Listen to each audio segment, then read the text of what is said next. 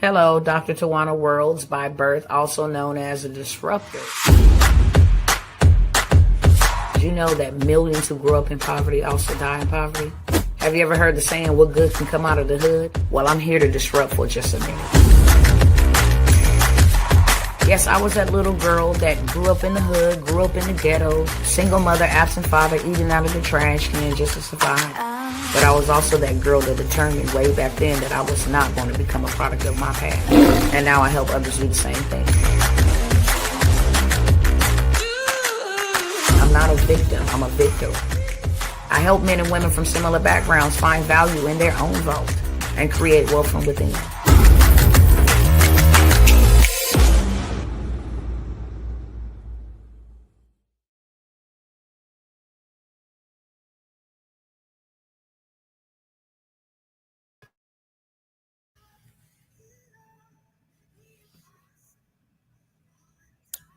Hey, what's going on, family? Let me see why I'm not on full screen.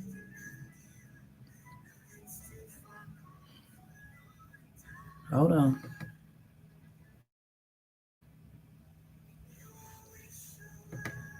How y'all doing while I'm doing this?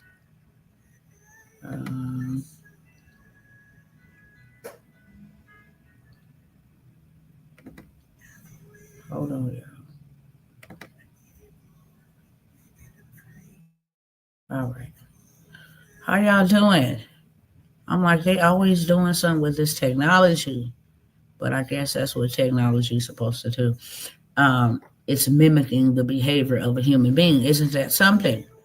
Human beings are supposed to be, and they're supposed to move, and they're supposed to evolve. Every single day is supposed to be different from the other. And I guess because human beings are not doing that, these AI and robots and technology is. So hello everybody, how are you guys doing? Let me know who's in the chat. I see you, Roll Tide. How you doing, beloved? As y'all can see, we are closer to home, but we're not home yet, okay? We are closer to home, but we are not yet home. We almost there, and that's all I'm going to say about that. If you know how to pray, keep praying for us as we travel, for safe travels, all of that good stuff. But when I get back, it is on like Donkey Kong, okay? I'm a little behind on some things, but I will get caught up rapidly. And we're going to keep it rolling. How are you guys doing? I want to definitely check in with y'all. Make sure you guys are good. Okay. Make sure my cousins are good. There has been a lot that has transpired. So I am very grateful to be here, clothed in my right mind. I've been through some trauma these last couple of days, real talk. I have been through some trauma. I had to go and visit my children at the cemetery, uncover some crazy stuff that has been going on with the cemetery. I will be able to talk about it once I arrive home. I'm not going to talk about it while I'm still in between there, okay? And pretty much near the location where I have filmed this at. But I do have footage of some crazy stuff that has been going on with the cemeteries, with the funeral homes, that I'm about to expose. So pray for me, okay? If you don't mind, there's some other atrocities that have happened that I am not at liberty, to speak on as of yet, but I will. I will inform you guys. You guys already know. I don't know why God sends me on like operative missions. I don't. I want to say I believe it's because He know that I stand against injustices. Um, he knows that I will fight for people, that I'm not afraid. He know I will stand 10 toes down. He knows that I'm the woman for the job, even when I don't feel like it. But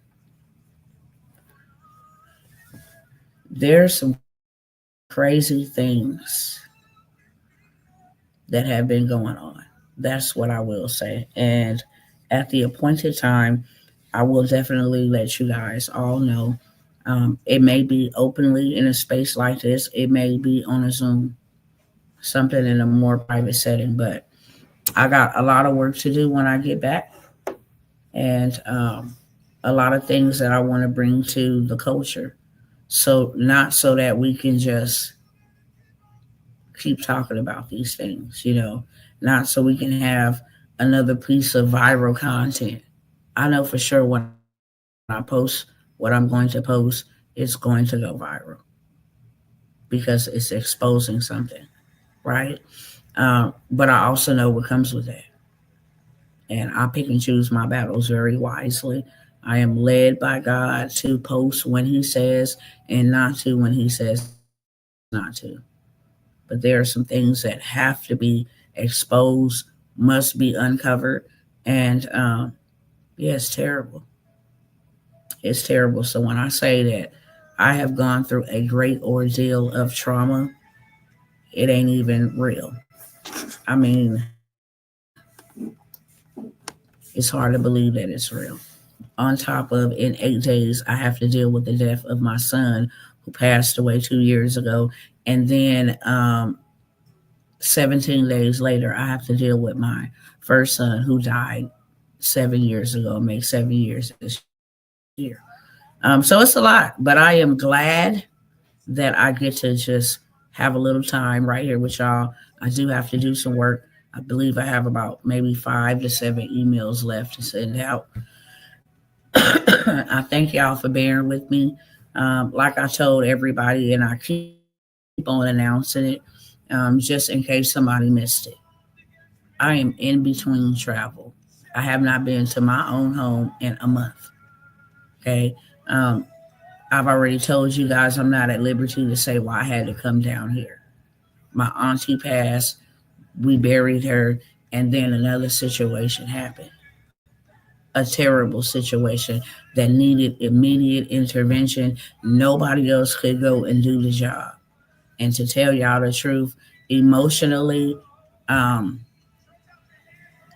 emotionally, I am hurt because I did what God said, and some people you just have to turn over to God. Some people you just can't help them, and that is very, very painful. Okay, so I'm gonna just say that because I share everything with you guys. I don't want to get emotional on this live. That is not why I'm here, to get emotional, but just to fill my cousins in on what is going on so that you do know what's going on. Okay, I am very open. I am very transparent. To sometimes a little bit overly transparent. I don't owe anybody anything, but out of respect and out of transparency, I try to let my cousins know what's going on so that you know and you get to witness the cost to do what it is that I have been assigned to do. If you don't ever remember anything about anyone, I would pray that, and my prayers is that you will remember my resilience, and that you don't ever let nobody tell you that you cannot, that you don't ever convince yourself that you cannot move forward, that what has happened to you or what is happening to you is just the worst of the worst. Because if I could go through, if I can get through, if I could still do, if I can still get up, if I can still press forward, if I can still encourage, if I can still educate, if I can still help and do all of these things, so can you. And nobody is without excuse, okay? That's something that you're going to hear in your spirit way after I'm gone. If you still around when I'm gone, you're going to still hear that, especially sitting underneath me, okay? Coming to the lives, tapping in. I want to welcome those that are here for the first time. I hope you will come back. And I also want to welcome back those who always come by and rock with me, okay? Hello, Sister Brenda. Hello, Rose. Hi. Glad to see you guys. Um, I said, are we still gambling with art tomorrow? I want to make a public service announcement. We're in April. This is what I want to say on a spiritual level. because I'm an observer and I do a lot of research behind the scenes. I pay attention to trends. Um, April is always, for whatever reason, okay? Most people celebrate Easter.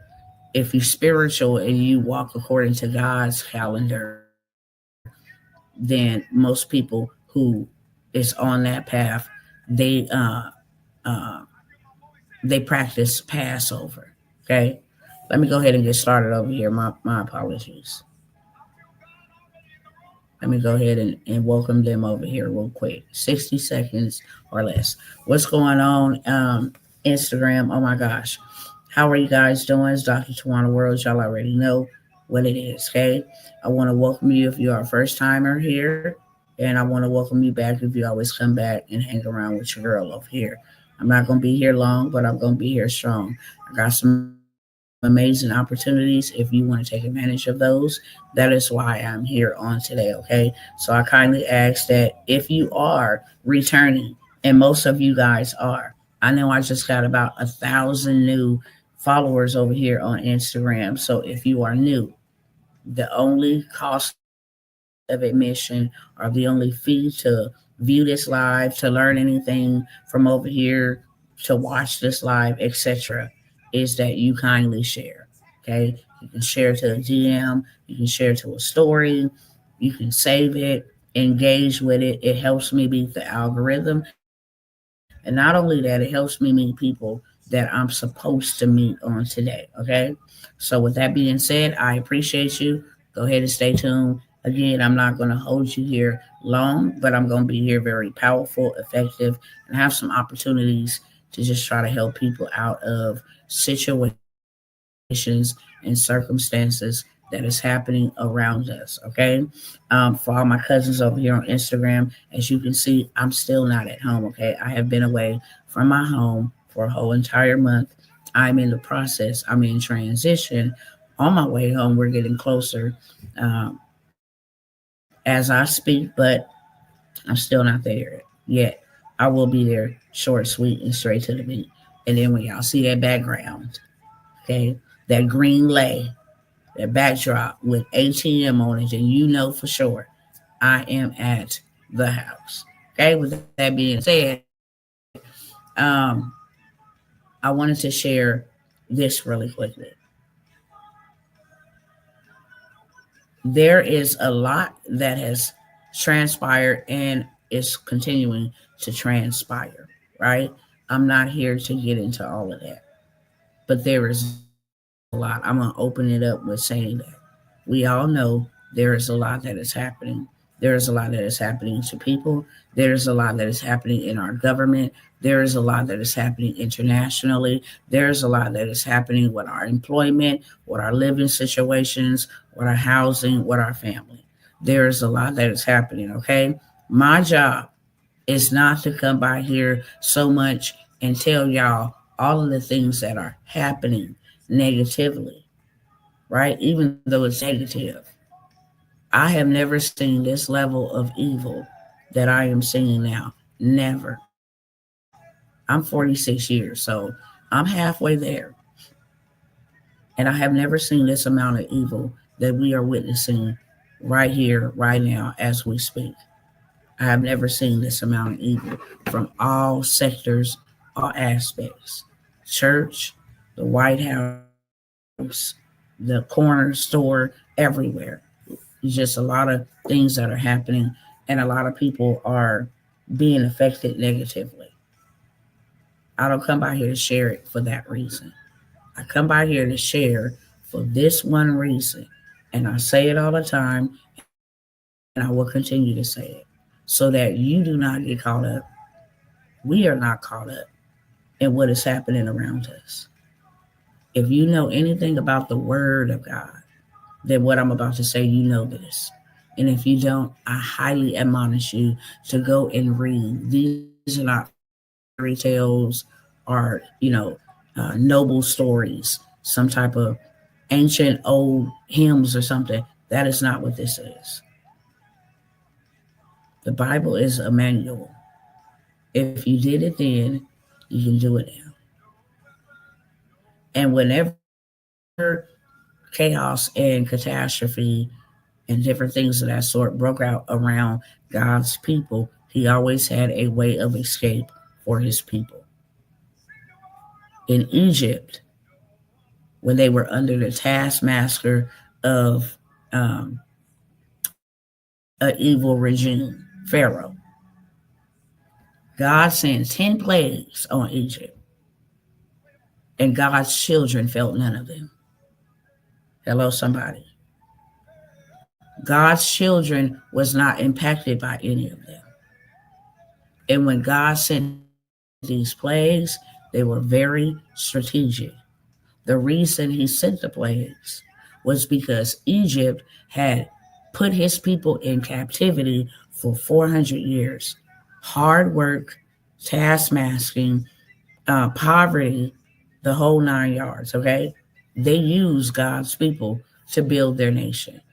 They used God's people, and when they went to the king, to the president, whatever you want to call him of that day, and they complained, this is the reason God had to raise up a deliverer. They were crying and dying for 400 years under this taskmaster called Pharaoh. However, he raised up Moses out of Pharaoh's house. Moses had to go learn the Egyptian way of life and its system in order to demolish it. Okay? However, when God sent plagues on Egypt, he attacked their economy. He attacked the way they made money because that is the very thing that they oppressed God's people with. When they went to the king to say, hey, you know what? We are delivering babies while we're building. We're at work building, having babies on the ground. And when Moses came and said, hey, let these people go for a little bit, give them a break, let them go worship, it pissed Pharaoh off so much that he doubled the work. So if yesterday you were supposed to bring in or lay 450 bricks, now you got to lay 900, and you don't get no extra time. You got to do that in the same amount of time you had to get the 450 bricks. A real taskmaster. So the Most High attacked their economy. He attacked the waters. You can't water no gardens, no seeds with bloody waters. That affected their money. He attacked their cattle. You can't sell nothing to nobody. Okay? For sure. Now your cattle is dead, so you have nothing to sell. What God attacked was their economy. He attacked them with the pestilence of frogs. They were so annoyed. Their houses were full of frogs. Their workplaces were full of frogs. So much so that they couldn't go to work. He attacked them with darkness. Darkness so dark, they couldn't put their hand in front of their face and see their own hand. They were terrified to move because they couldn't see. He attacked their economy. Okay? He attacked the way they made money. So much so that Pharaoh said, man, get these people out of here. We will not survive. They didn't kill our cattle. They didn't kill our firstborn. Firstborn is army age, fighting material. The first ones that go out there and till the yard and till the field. He attacked everything about their economic system. Fast forward to 2025. Everything about this system has been attacked. It is being dismantled from the programs, from the departments, from the offices that have kept God's people in bondage for 400 something years. Now, let me give y'all a little history real quick. How many of y'all know when the first slaves arrived to America? Put it in the chat if you know. If you don't, just say, I don't know. I want to see what mixture of cousins I got here on the live today, okay? If you don't know, Just put it in the chat. Don't know. But if you do, put that in the chat. I'm going to show y'all a parallel. Thank you, Brother Clifford. Anybody else? 1619. Okay. I want to show y'all something symbolically so you understand what's going on and you know how to move accordingly. And I know there's more than Brother Clifford on this live. Okay. If you didn't know, you could have just said, I don't know. But remember, okay, the cost of admission over here is simply a share, a like, and some engagement. It's absolutely free. Helps me beat the machine. Who you gonna be against if you ain't up against it now? Everybody gonna be up against this robot. Okay? Thank you, Roll Tide. So the first ships arrived on American soil in 1619. 2019 was the completion of 400 years. Now, God told Moses, that God's people will go back into bondage, go back into Egypt, but not a physical Egypt, a spiritual Egypt for another 400 years because of their disobedience. Now, after he delivered him 400 years under the oppression of Pharaoh, folk wasn't still ready to surrender, ready to obey, still like we are today, okay? Hard-headed, rebellious, killing their own, sacrificing their own. Same thing we got going on today. So then God said, look, check this out. 400 years more is coming upon the children of Israel, my people, because they don't listen. And they will go back into captivity, okay? This time by way of ships. So now you got to find out who came or who went into captivity by way of ships in order to understand what has happened and where we're going. Okay. 2019 made 400 years since the first slave was brought to American soil. That is the same year that Plan Emic happened. Divock 19, flip it around, you know exactly what I'm talking about.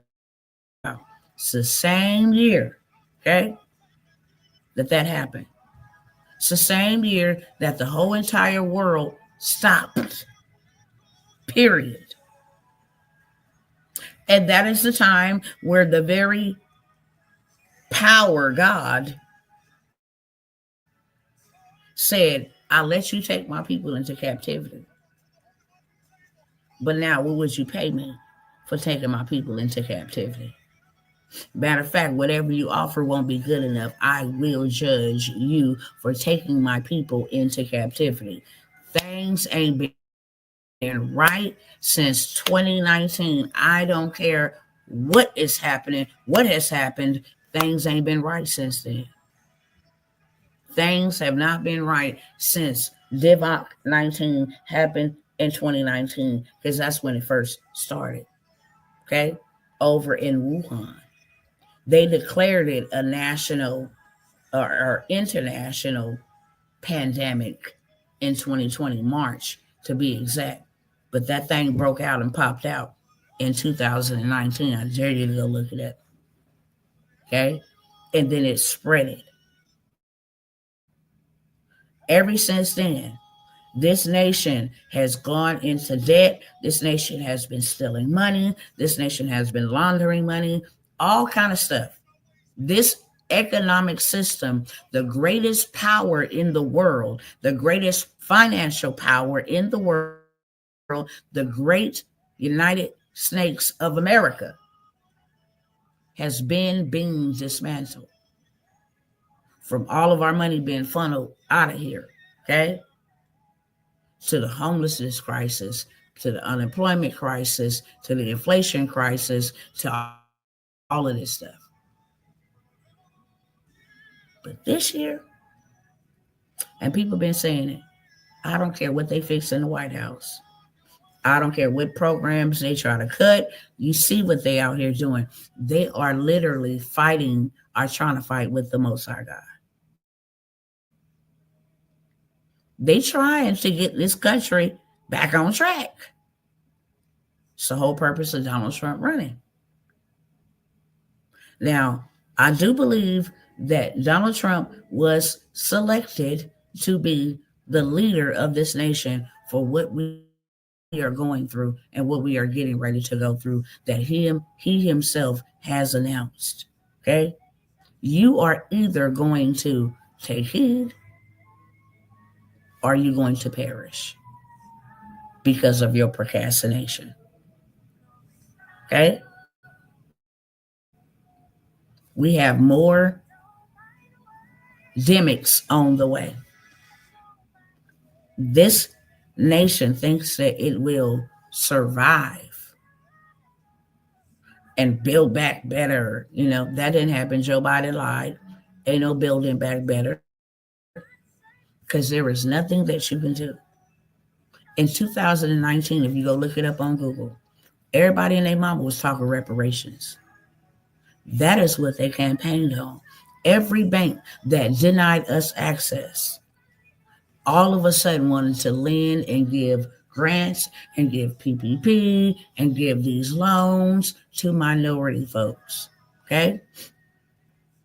I dare you to go look it up and fact check me. I know exactly what I'm talking about because I have been walking this path ever since I was enlightened about what was happening so I could prepare myself accordingly. God's plan was never for his people to perish. He absolutely told his people, I'm going to allow you to go back into captivity for 400 years by way of ships. But I'm also going to deliver you. And when I deliver you, put it in the chat, Brother Cliff. I know you know it. He said, you will not leave that bad boy empty-handed. You will be fully loaded. Matter of fact, let me pull it up so you can see it.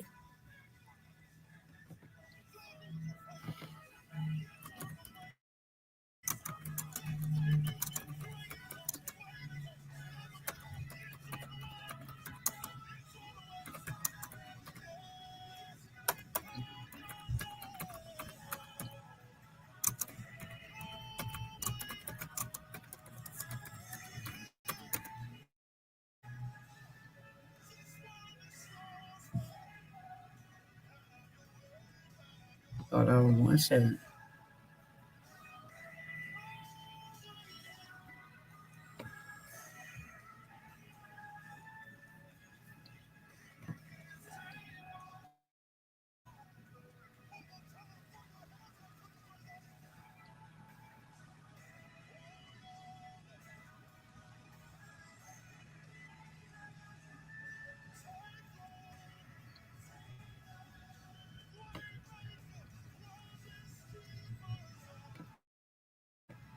Okay.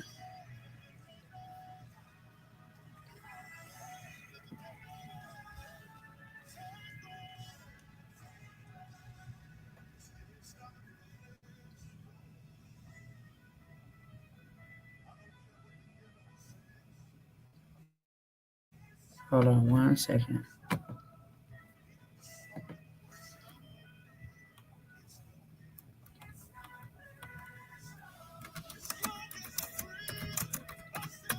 I'm trying to find it simplified. All right. So in Genesis, I want to show y'all that real quick. So you know these are two different captivities, okay? First of all, in Genesis 15:13, that's the first time he said that his people will go into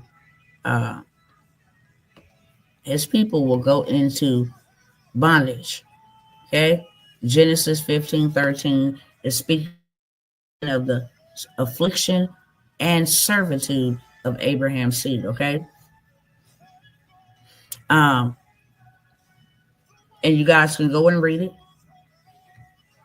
He sent them, the Israelites, to Egypt to be oppressed by Pharaoh for 400 years. And then he raised up Moses, and Moses delivered them. Okay. That's Genesis. Now we go to Deuteronomy. So I got to go back this way.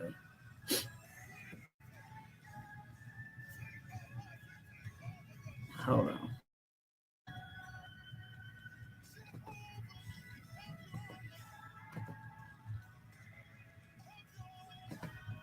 Now we have in Deuteronomy 28, after they have been delivered, okay, after the Exodus. And here's what it says: And the Lord will take you back to Egypt in ships, by the way of which I said to you, you shall never see it again. And there you shall be offered for sale, aka slaves, to your enemies as male and female slaves. But no one will buy you. Okay? See if we can read the whole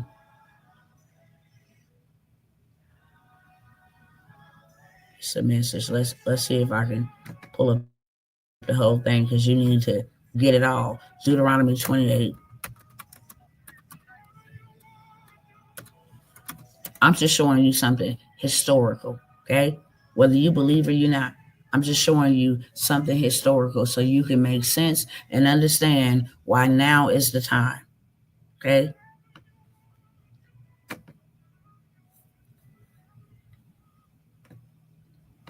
Let me read the full chapter, and then I got to scroll it down.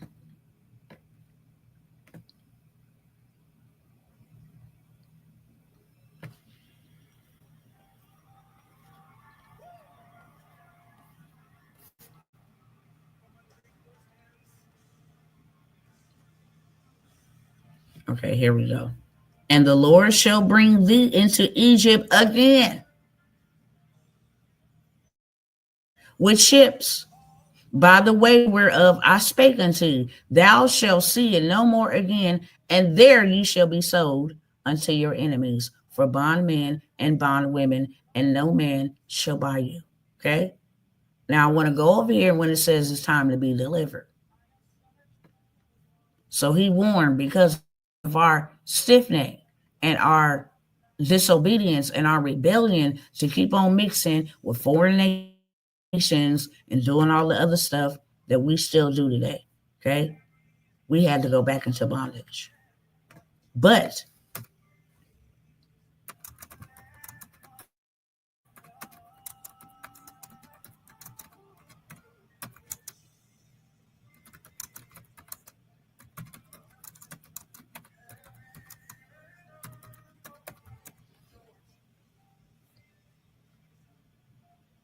all right, so this is the first Exodus,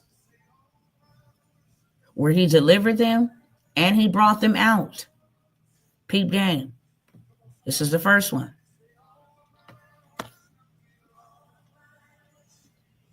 Therefore say to the Israelites, I am the Lord, and I will bring you out from under the yoke of the Egyptians. I will free you from being slaves to them, and I will redeem you with an outstretched arm and with mighty acts of judgment. Okay? This is how he delivered them the first time. And this is how he delivers us the second time. Okay? I will take you as my own people. I will be your God. Then you will know that I am the Lord your God, who brought you from under the yoke of the Egyptians. Okay? And I will bring you to the land that I swore with uplifted hands to give to Abraham, to Isaac, and to Jacob. I will give it to you as a possession. I am the Lord. Okay? Now we're going to go back for the second Exodus.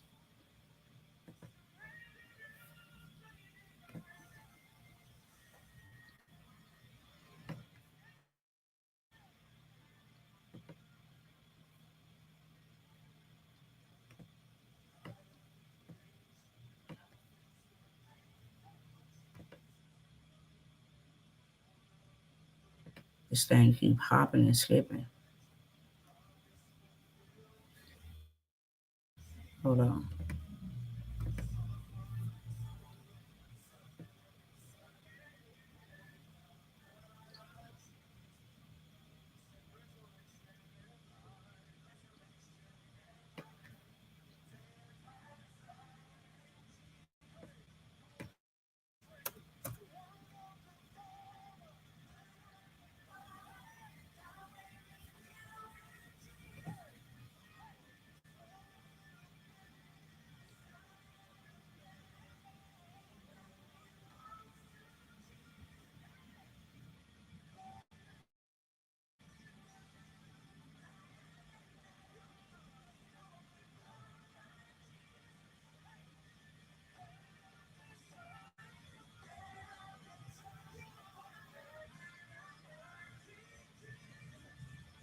Hold on 1 second, y'all. I'm gonna find it.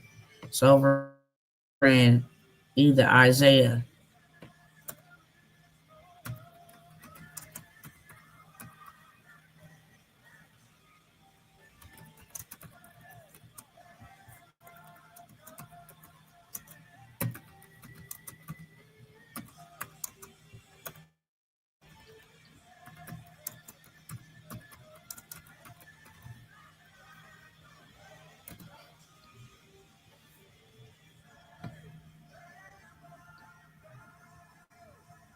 Nope, nope, nope. That ain't the keyword. Hold on. I'll find it. Very determined.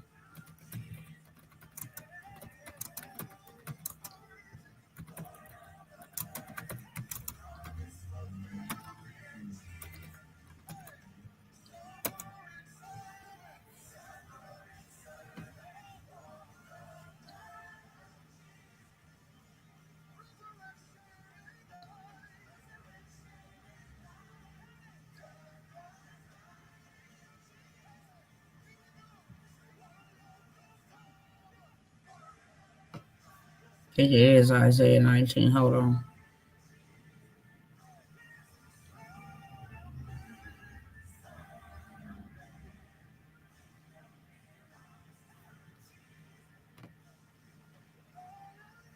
Hold on.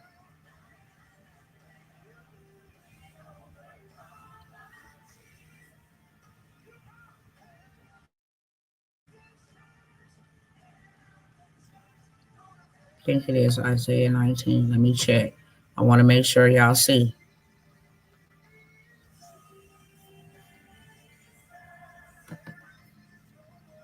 And then I'm gonna move on from uh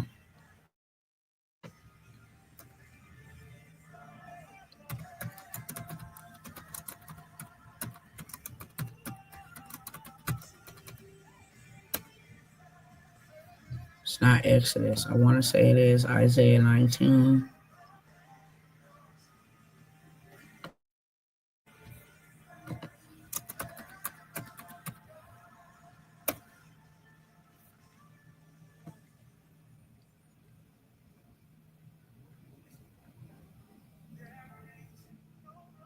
Oh no, that was Exodus.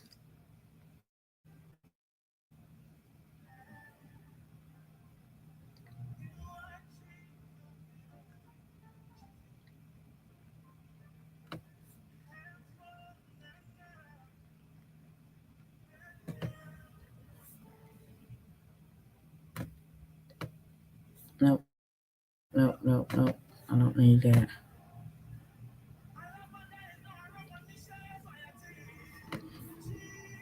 I'm gonna find it. I don't want to waste too much time, but I'm gonna find it. You should not go empty. Let's go.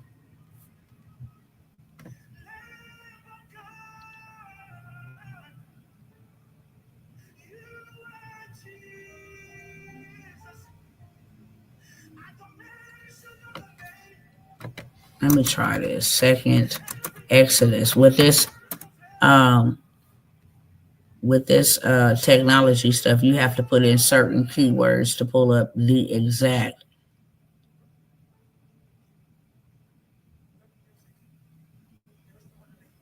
um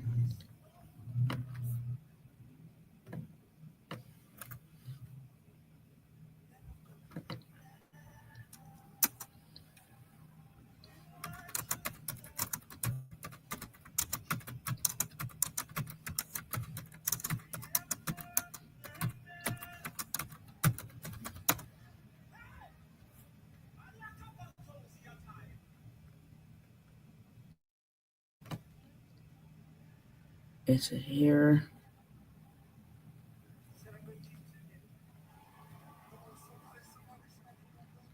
All right, y'all. I ain't gonna waste too much time. I know it's in Isaiah somewhere. I don't have my concordance with me traveling. Is it Jeremiah?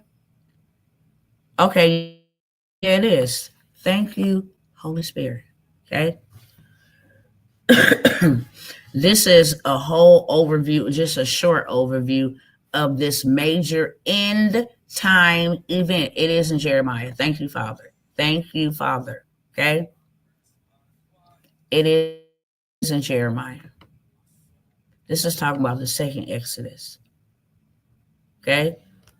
As you go up here, the second Exodus is the regathering of Israel that will happen in the end times. It will be a time when naturally born Jews in their land of captivity and other believers anywhere else will be gathered from whatever land they are in and go back to land promised to Abraham, Isaac, and Jacob as an eternal covenant that took place in Genesis 17, 7 through 8. Okay? This Jeremiah 23 is a snippet, but gives you the whole picture of what's going to happen in this time that we are living in now. It says, then I will gather the remnant of my flock out of all of the countries where I have driven them, and I will bring them back to their fold, and they shall be fruitful and multiply. Now, let me stop right here just for a second and interject, because the original command that he gave to you, that he gave to me, that he gave to us as children of the Most High God is to be fruitful. He told us when he created us, be fruitful, multiply, replenish, subdue, and dominate. Have dominion. All of the things we ain't been able to do. Why? Because we have been under the taskmaster of this United States of America. The systems, same system Egypt had, enslaving his people. A lot of my people want to be mad at the white people, but you can't be mad at the white people because God said, because of your rebellion, your disobedience, your unwillingness to serve me, to follow my commandments, now I'm going to give you to them and they're going to oppress you just like they oppressed your ancestors. Are y'all tracking with me? Let me know in the chat. Okay. It's spiritual, but it applies physical. Why we are going through what we are going through and what God is trying to give us back because of what he's going to do for us again. Okay? Okay? Let me know y'all tracking. And we'll keep going on. I will set shepherds over them who will care for them. And they shall fear no more, nor be dismayed, neither shall anything be missing, declares the Lord.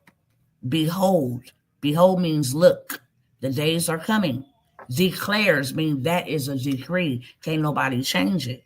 Declares the Lord, when I will raise up for David a righteous branch, and he shall reign as king and deal wisely and shall execute justice and righteousness in the land. In his days, Judah will be saved and Israel will dwell securely. And this is the name by which he will be called. The Lord is our righteousness, right?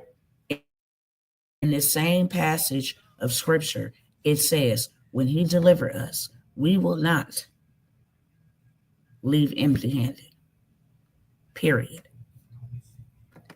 Everything will be returned to us, just like everything was returned to our ancestors. I highly, highly recommend you to read this book right here, because this book holds all your history. Uh,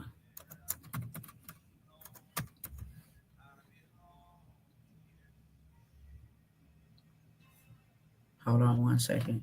Whole book of Jeremiah is bomb, but trying to see something else.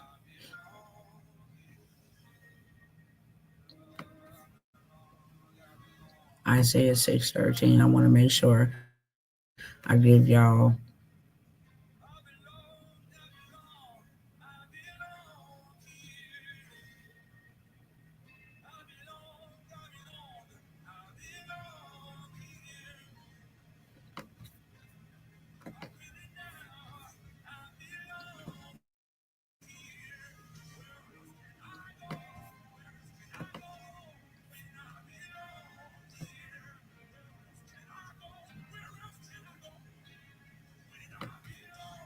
out my way. I'm just reading so I can see if I see the exact part that I want y'all to go meditate on. Okay.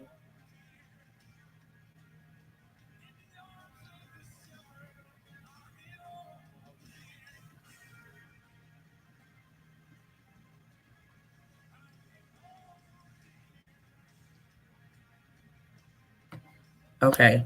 Jeremiah 30 also. Okay. Please read these. This is your history. Okay. Please read. God will destroy the nations to which Israel and Judah are scattered. Now, let me open up another tab over here real quick because I just need y'all to see something. I just need y'all to see something. I feel led to do this today, so it is what it is, okay? This is history that they didn't teach us in school.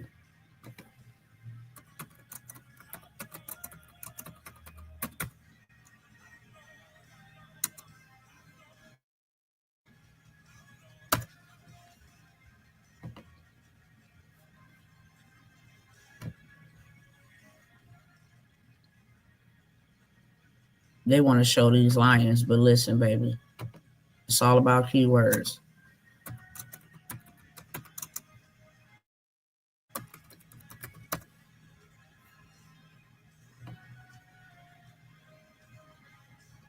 Just so y'all can go and look up your history, okay? Go look up your history. The tribe of Judah is melanated folk, okay? We are scientifically proven, spiritually proven. I'm just giving y'all some history so you understand when you read the Bible, who is God talking to? Okay? When God said, I am the God of Israel. Who is Israel? Is it that nation that we call Israel now? Okay? If it is, why do God say, I know the blaspheme of those who say that they are Jews, but are of the synagogue of Satan? Make it make sense. Okay? Why is Christ Hamashiach? Why is he the lion of the tribe of Judah? Who is Judah? Do your research. I'm just giving you tidbits so you can go fill up on that way you understand who we are and where we're going. Okay? It's easy to go look up who is the tribe of Judah. Issachars are the Hispanic people. Okay? You got Simeon. These are the 12 tribes of Israel. It's only 12. Okay? And I can tell you right now who ain't a part of the 12. Okay? It didn't kick me off of there. But these are the 12 tribes: Judah, Benjamin, Levi, Simeon, Zebulun, Ephraim, Manasseh, Gad, Reuben, Naphtali, Asher, Issachar. Issachar, Hispanics. Naphtali are more so like, uh, I think they call Hawaiian people. Okay? You got Reuben, you got Gad. You can actually go and look up who is who. Judah is Negroes, just so y'all know. Judah is Negroes. Judah is what they call black people, just so we clear and you understand. Okay? Now, back over here, and all this research is right at your fingertips. The problem is we haven't known our history, so we walk around with the spirit of Ishmael, a vagabond spirit. We're looking for everybody else to give us our identity. We're looking for everybody to tell us what we can have, what we can't have. Okay? This is the very reason we went into captivity. We wanted everybody else. Our people wanted Joe Biden, Kamala Harris, and they wanted everybody else except God. Okay? You could have picked nobody. Said, I'm not either right or left. I'm up. Okay? Nevertheless, God will destroy the nations to which Israel and Judah are scattered. Right here. He's going to destroy them. And he will correct Israel and Judah in measure. But when the punishment is done, He will bring his people back to the land that he promised them and give them rest and peace. A number of other prophecies concerning the second Exodus relates how God will bless the land, which will once again produce abundantly. Israel and Judah will have the promised land. They will have peace because this time their enemies will be completely destroyed. Okay? Which Israel failed to do the first time. They didn't even inherit the promised land. God brought them Negroes out of bondage of Egypt, and as soon as they crossed over the Jordan River, they started talking about, oh, it's better for us in Egypt. Oh, yeah, we should have stayed over there. We ain't got no meat over here. God brought us out here in the wilderness to die. No, he brought you out there to change your mindset so that you don't go in your promised land with an Egypt mentality. He brought you to the wilderness to rid you of your Egyptian mindset. That when you go in the promised land, you ain't got to work. When you go in the promised land, you ain't got to toil. When you go in the promised land, you ain't got to fret. Everything is already done for you. But no, they wanted to go get gold that God gave them out of Egypt and burn and make a golden image and say, this is what brought us out of Egypt. So God said, hell no. Okay, that's my language. God said, oh, hell no. I will kill y'all about playing with me. How dare you give this golden image the glory for bringing you out, and it didn't bring you out when you was crying out. I brought you out. How dare is you complaining over here talking about we ain't got enough meat? How dare you complain and say it was better for you to stay over there when for 400 years you was crying out saying get us out? No, y'all going back into captivity. I told y'all not to marry nobody else. Produce in your own bloodline. Produce amongst yourself. Now you want to go have that woman and reproduce offspring and make mixed babies and all this stuff. Now y'all going back into bondage. Period. Okay? But he said we will come out. And he will punish them nations who held us in captivity. Okay? Which Israel failed to do the first time. But this time we will have prosperity. We will also be blessed numerically. That's why we shouldn't be at no abortion clinics. Okay? As the remnant begins to multiply. But this time, the peace and prosperity will last because two factors will be different from the first. Israel and Judah will have perfect leadership. Yeshua HaMashiach will be our king. Okay? Corrupt or ambient leadership will no longer lead Israel astray. Instead, the leaders will set the example of righteousness for the people to follow. Additionally, the apostles will be resurrected and sit as judges over the 12 tribes, ensuring that proper judgment is given. Okay? We can go on and on and on. But baby, when we leave this time, while he's delivering us from these systems, he said we will not be going empty-handed. These systems that are being destroyed are meant to crush the wicked doers. It's meant to crush the people that's a part of the systems. He said, come out from amongst them unless you receive of their plagues. Now, if he delivered Israel from Egypt with plagues, you think you're going to survive? He said, come out from amongst them unless you receive of their plagues. Why? Because you sharing in their sin. When they are oppressing people, you a part of that. When people are becoming homeless, you a part of that. When people have access to unalive their children, you are participating in that. You're part of the system. You work for it. You go to work for it. You trade your time for it. You spend your money into that system. You're going to be held accountable. That's why you better get out of that system. Get your own system. The system that God originally intended for his people to have was to be self-sufficient and reliant upon him, not upon Donald Trump, not upon Congress, not upon the White House, not upon the Supreme Court, not upon the worldly system. We were called to rule and have dominion. And when he delivered them, check out what happened real quick. I'm going to go here and I'm almost done, okay? Share some amazing opportunities to get yourself out of their system and into your own system that God calls you to have anyway. And what people don't realize is Christ himself had a system.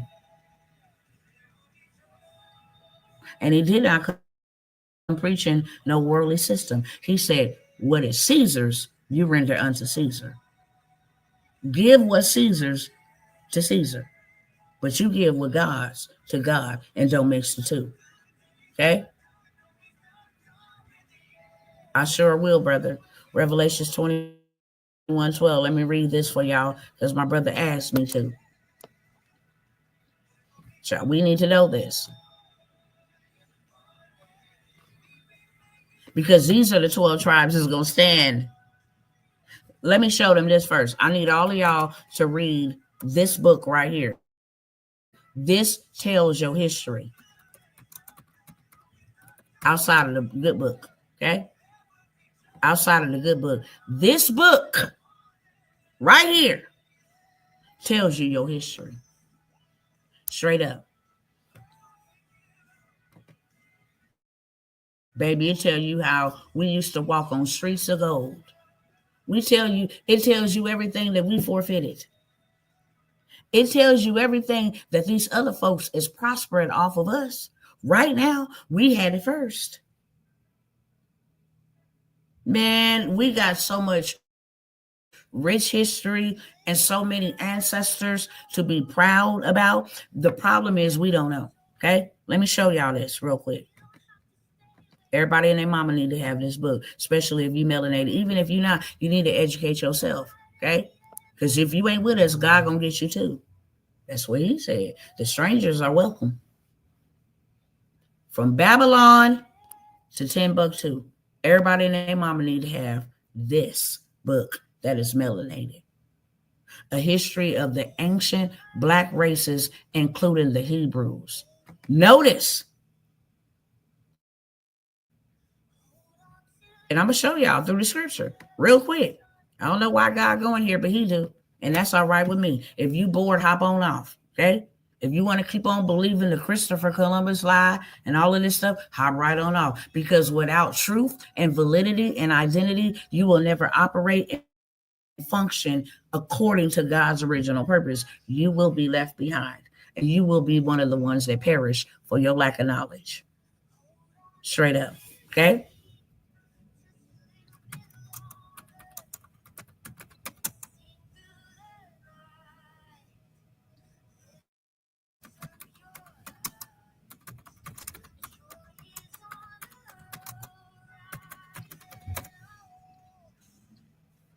All right. Let me see if this one got it.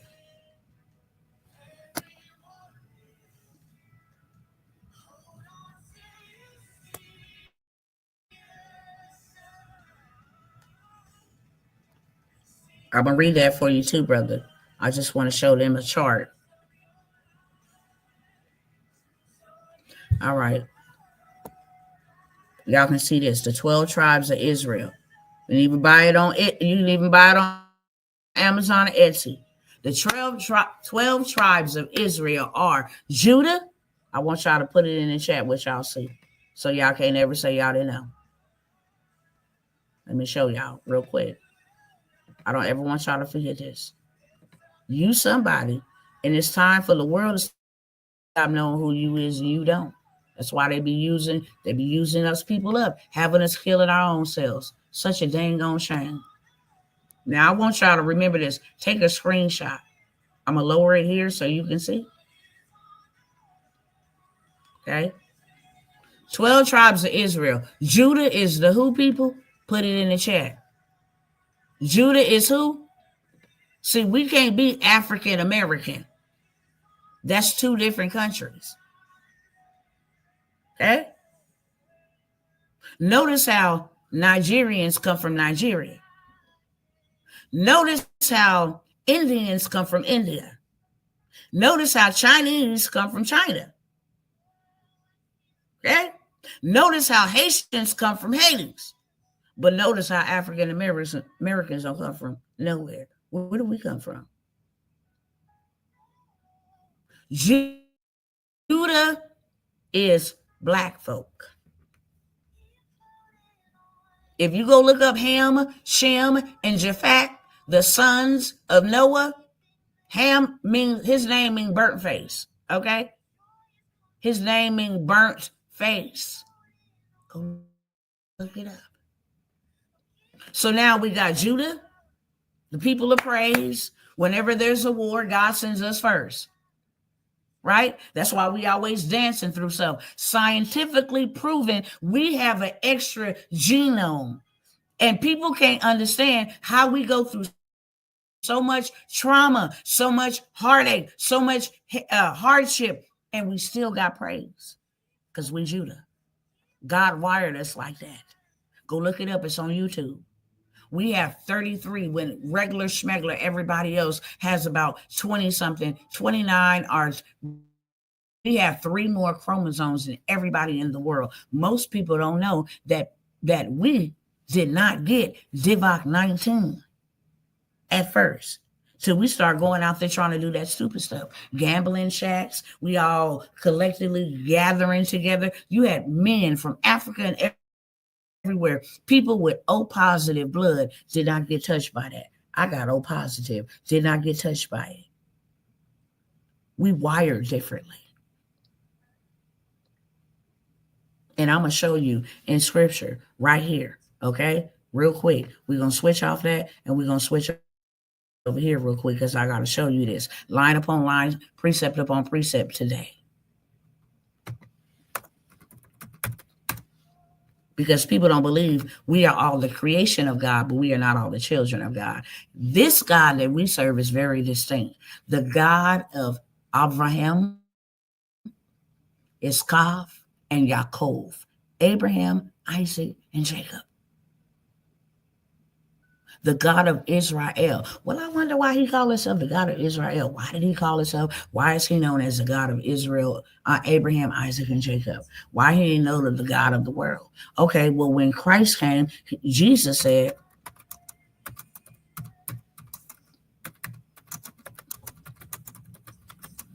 okay, check out what Christ himself said. I don't pray for everybody. That's what he said. Let me stop this real quick. I don't pray for everybody because I didn't come for everybody. This is what Christ himself said. Matthew 15:24. This is what Christ himself said. I was only sent to the lost sheep of Israel. That's it. I was only sent to the lost people of Israel. I didn't come to die for everybody. However, when I died, everybody now can inherit the kingdom because of my death. But baby, I didn't come for everybody. I came for the lost sheep of Israel. That's it. That's all. Period. Point blank. If you're tracking, put that in the chat. I'm tracking.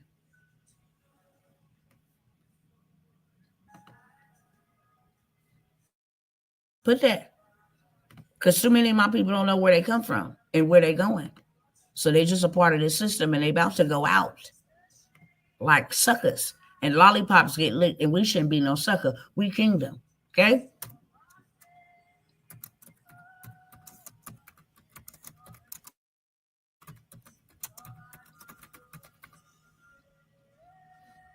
Now check this out.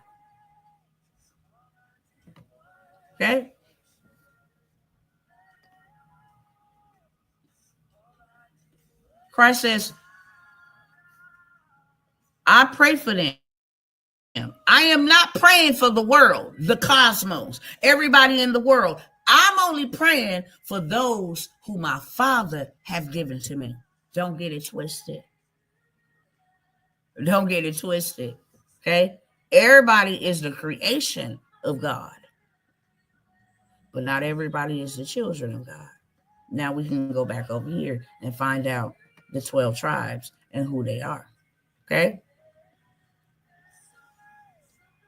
And that's why he said, if my people, not the world, if my people, if you go look up what that word, my people, means, it means a tribe. It means a nation. It don't mean the world, beloveds. It means my people. Let me tell y'all something so powerful that we don't want to do.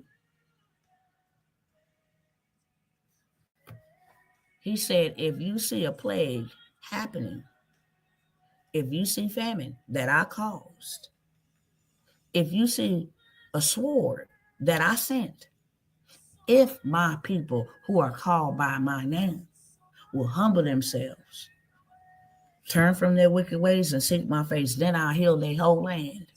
I will hear from heaven from them because I have ignored them for being disobedient. I will forgive them of their sins and I will heal their land.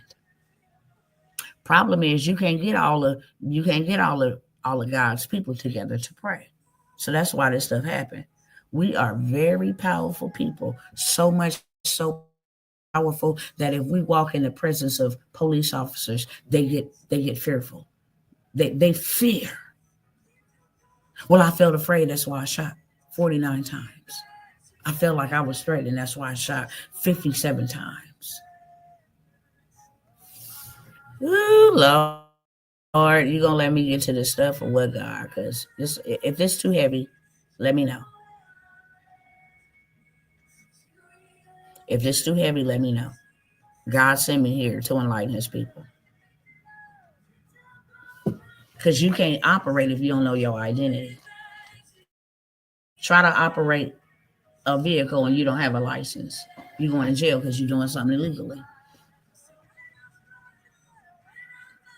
Come on back over here real quick so y'all don't ever forget this. You know who is who.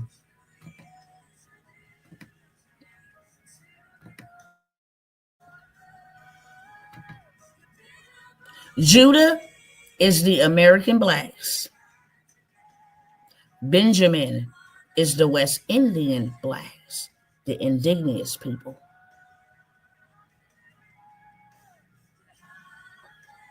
Lord. Levi is the Haitians. Ephraim is Puerto Ricans. You notice how all these folks got some melanin in their blood or in their skin color? Manasseh is Cubans. Okay? Simeon is Dominicans. Zebulon is Guatemala to Panama, or the Mayans. Gad is the Native American Indians. Reuben is a Seminole Indians. Asher is Columbia to I can't say this word. Uruguay. You're this place, okay? Saying the Lord rebukes you. Uruguay, something like that. I don't know. Issachar is the Mexicans. Aztec nation, homies. Naphtali is Argentine and Chile. Those are the 12 tribes of Israel.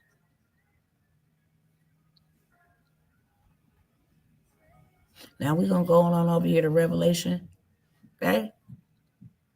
21, because I told my brother we're going to go there.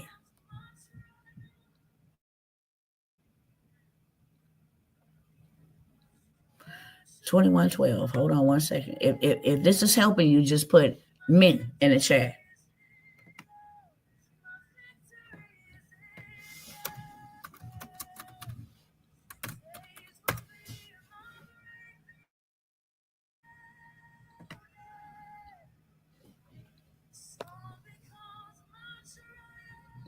This is Revelation 21:12. I just need to know, is this helping you? Because we have been lied, pimped out in the church house. I mean, lied to from the White House. It's terrible. And you got too many of us that don't know where we're going, where we headed, what God is doing. Therefore, we cannot obey what God is doing. Okay? This is why we keep spinning the block. We've been in the wilderness for almost 800 years.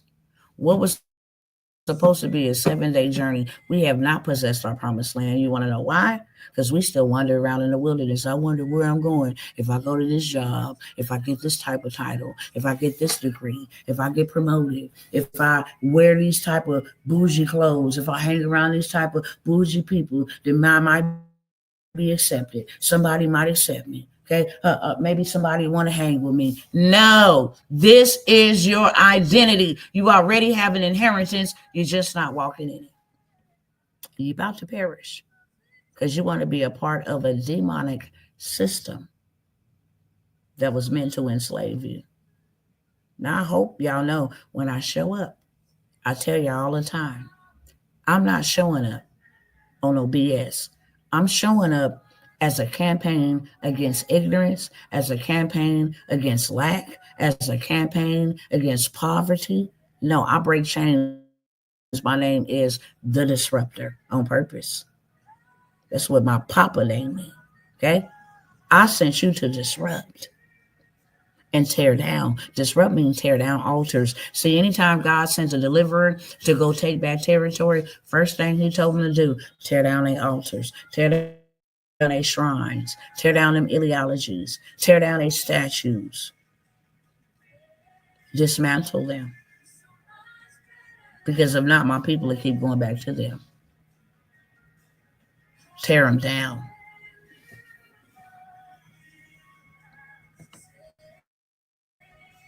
So this is the 12 tribes. And everybody needs to know where you come from and just how wealthy you were. Okay? I know many people don't know about this man right here. I think his name.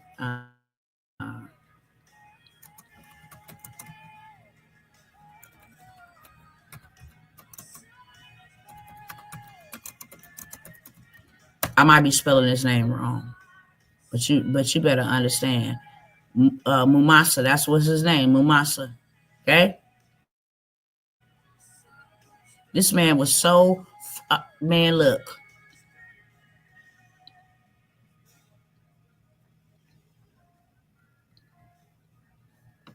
Now y'all want to play with the game. This is who he is.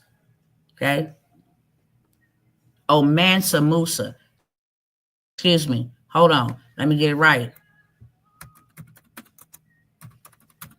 How many of y'all heard about Mansa Musa? This is your ancestor. Mansa Musa is your ancestor. Okay? This man had so much gold, God's original wealth, that all he did was went to all of the neighboring territories and gave gold. Okay? This man had 18 tons of gold. Mansa Musa. His riches came from mining significant salt and gold deposits in the Mali kingdom. Okay? Mansa Musa distributed the gold deliberately, knowing very well that it would cripple economies to protect his people. He went and got all the gold. And then he distributed that gold to his people deliberately. Why? So he can destroy the Babylonian, to destroy the demonic Egyptian type of economies.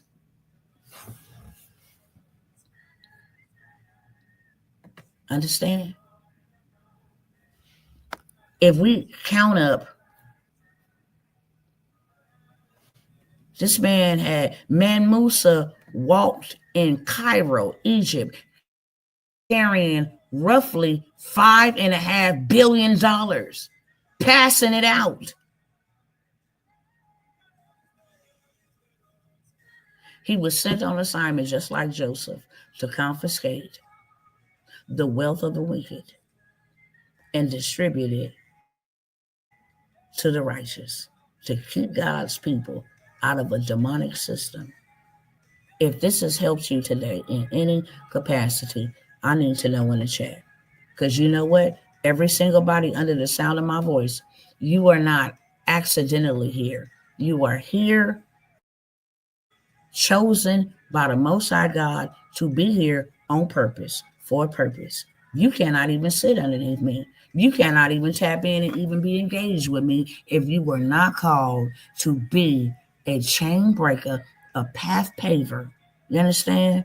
If you were not called to be a Joseph, to be a Solomon, to be a Mansa Musa, to be a Harriet Tubman, to be whoever God has called you to be, that nobody else can do but you wouldn't be here. Okay?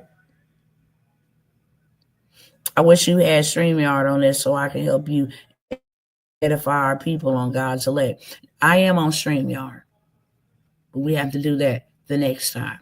And I do want to start bringing up my brothers and sisters. But I am on StreamYard. Okay? Absolutely. We need to know this. This is absolutely important in our history. Okay? I'm going to take the next 8 minutes after I talk about Mansa Musa, how he gave away so much gold. This man gave away so much gold. Why did he give away so much gold? Because he wanted his people, God's people, out of the economies, the wicked systems. We were never supposed to be a part of these wicked systems. Look at what these wicked systems have done to us. They have made us, okay? They have made us come under oppression, to use the time that God gave us to build their empires and build their systems that works against God's people. So many of our people is in the graveyard and they died full of visions, full of ideas, full of talents, full of wisdom, full of breakthroughs, full of inventions, full of everything. Graveyard is the wealthiest place on planet Earth, and the second wealthiest place is the prisons. Okay? But look how rich they get off of us.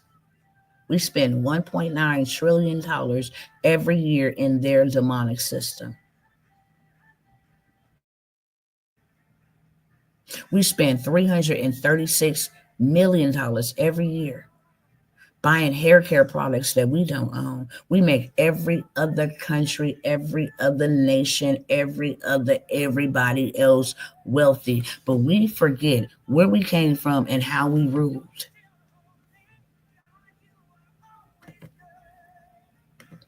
Look. You can't tell us we didn't come from nowhere. Okay? Can't tell us we didn't come from nowhere. We know this. This is basic information. Okay? We know this.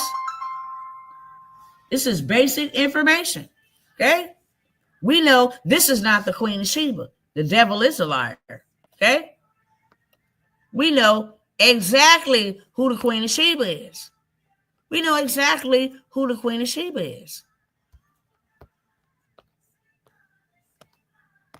Historically, we know who the Queen of Sheba is. Why they try to make her the Queen of Sheba is beyond me. But we know exactly who the Queen of Sheba. And I see sis don't look poor at all. Sis got a gold diadem on her head.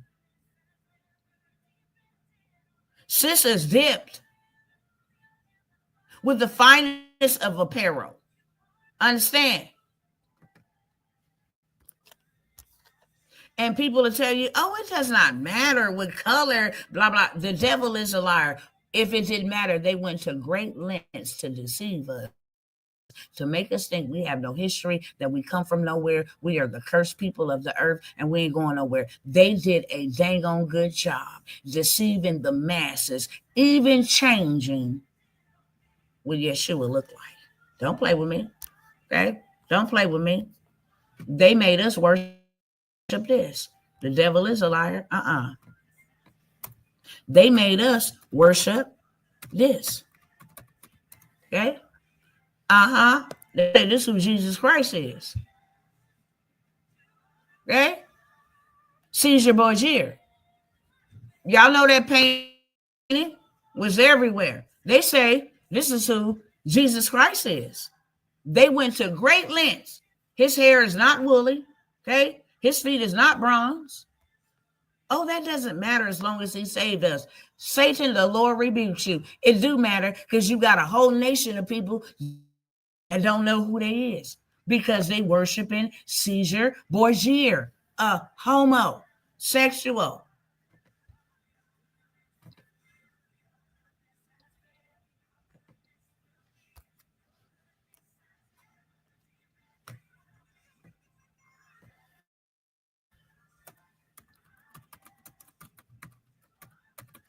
They even having us call him different strange names and stuff, okay? His name is Yeshua HaMashiach. That's his name. There was no letter J's to the 1600s. So it could not be Jesus, even though he answers to that. Don't get it twisted. Let a demon run up, he's going to get cast out in the name of Jesus, okay? Because God says, I know that the pens of the scribes are in vain. When we came here on them ships, we were singing, Kumbaya, my Lord. Okay? They beat Toby, Kunta, and made him say, no, my name is Toby. Okay? Yeshua HaMashiach, the Lion of the tribe of Judah. Okay? And it ain't Judah, it's Yehuda. Because there were no letter J's. Okay? Until the 1600.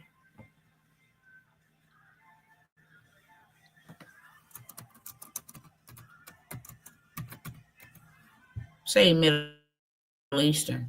But I know when I was growing up in my grandma's house, that this I'm gonna show y'all what was hanging in our house. Okay, they don't even make these no more. Maybe I need to make them. Maybe I need to put this back out there.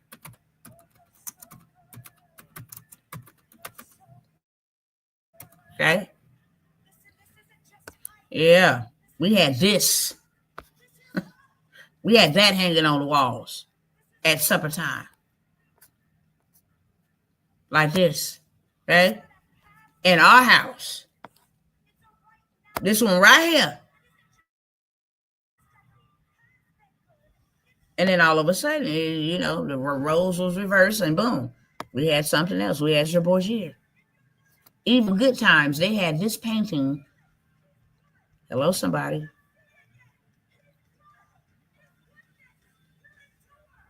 Okay. Woo, all right. You have one in your dining room? Good, because that's the real history.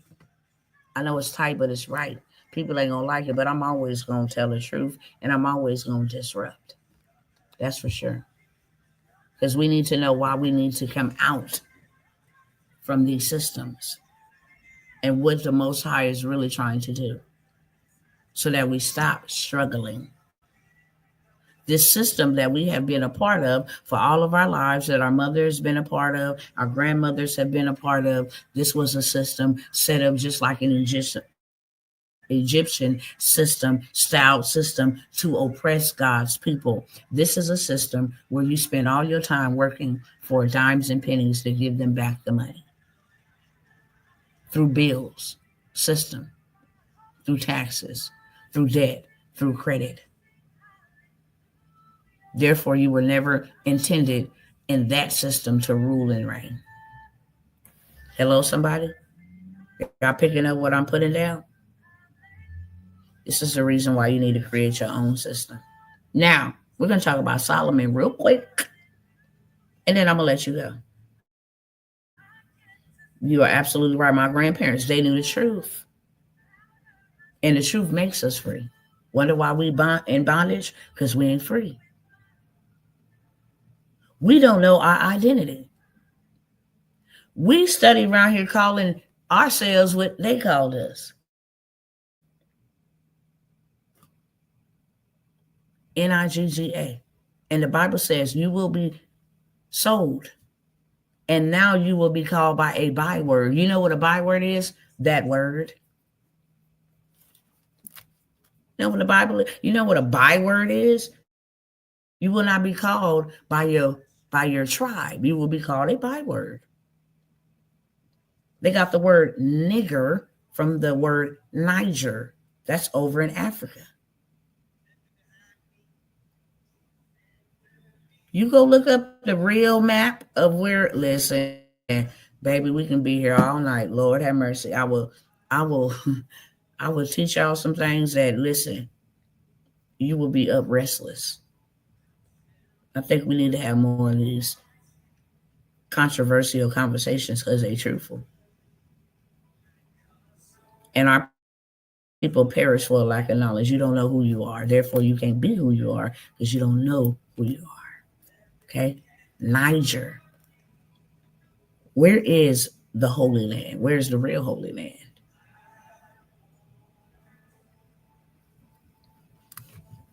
Okay? Our inheritance has been hijacked and stolen. Okay? There shouldn't be no, it's called Niger, Negro land. Okay? It's called Niger. That's where they get the word nigger from. And YouTube, Facebook, I'm not saying a racist word. I'm saying historical wordings, terminologies, bywords, okay? That y'all have called us for a long time. This is for educational purposes only. Okay? This is not meant to tear down or whatever else y'all want to infringe. This is on the History Channel at this point. Okay? Just so y'all know before we go. So y'all don't be thinking, and I'm going to back it up with facts, just because Google and Facebook don't like truth tellers.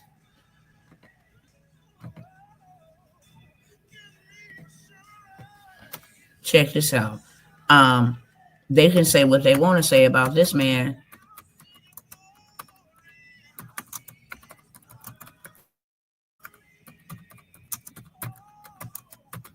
They say what they want to say about this man, but this man know the truth.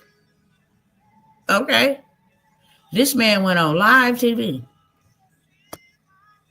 And this man said everybody in Russia will only worship this Jesus from now on, because we've been lied to. Y'all better act like you know. Okay? Today, Vladimir Putin reveals, move this out. People are on social media are blown away after seeing Putin open an ancient box. And Jesus appears to be black. Listen, we the only ones who don't know. You understand?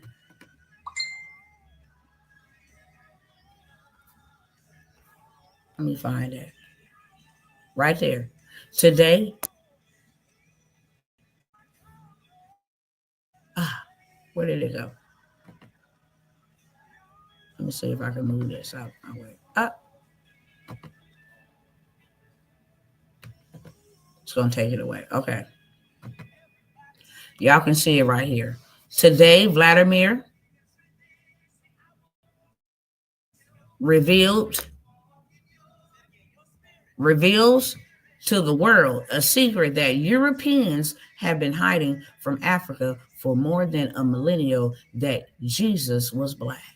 Y'all go look up that interview.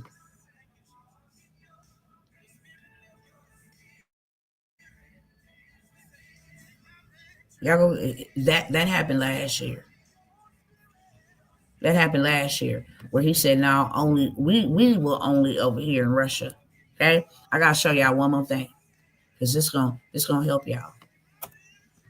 Okay, the original emblem. First of all, I need y'all to know what emblem means, okay? Emblem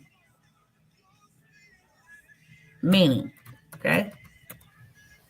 Now, I want y'all to see what an emblem means, okay? An emblem is a heraldic device or symbolic object as a distinctive badge of a nation, organization, or a family. It is a symbol, it is a representation, it is a token, it is an image, it is a figure, it is a mark, it is a sign, it is a crest. Don't ever forget that. An emblem is a heraldic device or symbolic object as a distinctive badge of a nation. Hello, somebody. Let me know y'all understand that.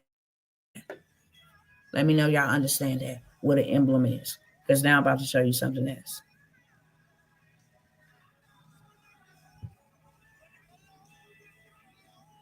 I don't know why they always blow me up. Okay? Y'all see that? Let me know in the chat real quick. Let me know in the chat real quick.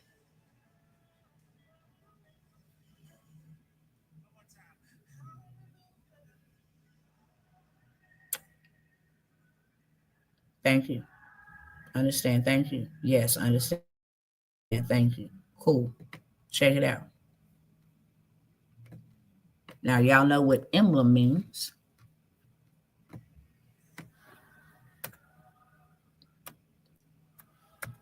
Original emblem of the United States.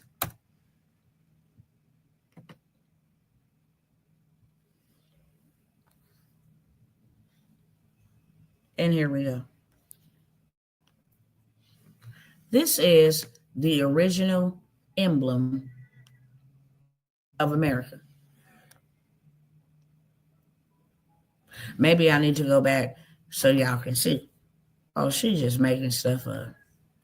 Original emblem of America. Okay. Let's go over here. This is the original emblem of the United States. It is hidden in the British museums. Okay, come over here and find the original emblem. Now, who do you see on that thing? If the original emblem of the United States is a black woman, a colored woman, why do they try to change it up and hide it with the eagle? London is hiding this from us. British is hiding this. They have real life artifacts with our histories in it. What we are given in school is not the truth. It is meant to make you believe that you ain't nobody, didn't come from nowhere, and where you going is to the cursed land because you curse people. Okay? You go all up and down this thing. What is the emblem of America? Now I want to tell you it's a reverse painting on a glass and a black and gold frame of a lady with brown curly hair and dark eyes. The devil is a liar. What is the national emblem of the USA? The bald eagle. What is the U.S. country emblem? A bald eagle. No. What is the original emblem of America? It's come from straight Wikipedia. This image is in the public domain because it is a mere mechanical scan or photocopy of a public domain original. Read that for yourselves.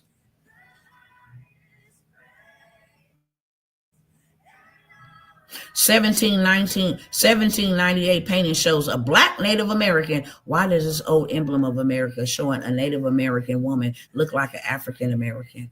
Stop playing.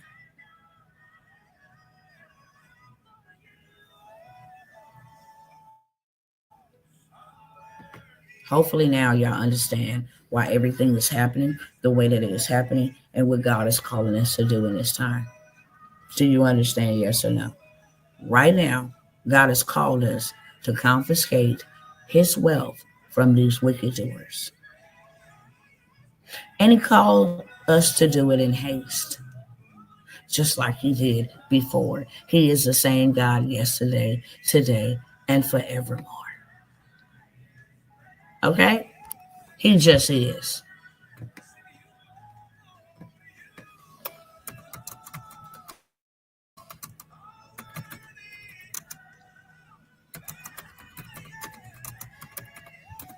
Okay? Hold on.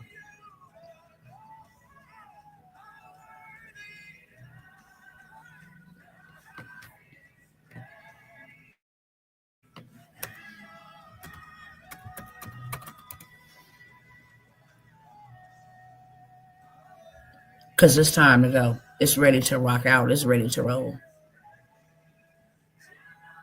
I did read Revelation 21. You must have left. Or did I not read it? Hold on. I think I read it, brother. But let's pull it up real quick. In case I did. Okay? This is what the New Jerusalem will be like. I don't think I did. Thank you, brother, for reminding me. Okay, got you. I don't think I did.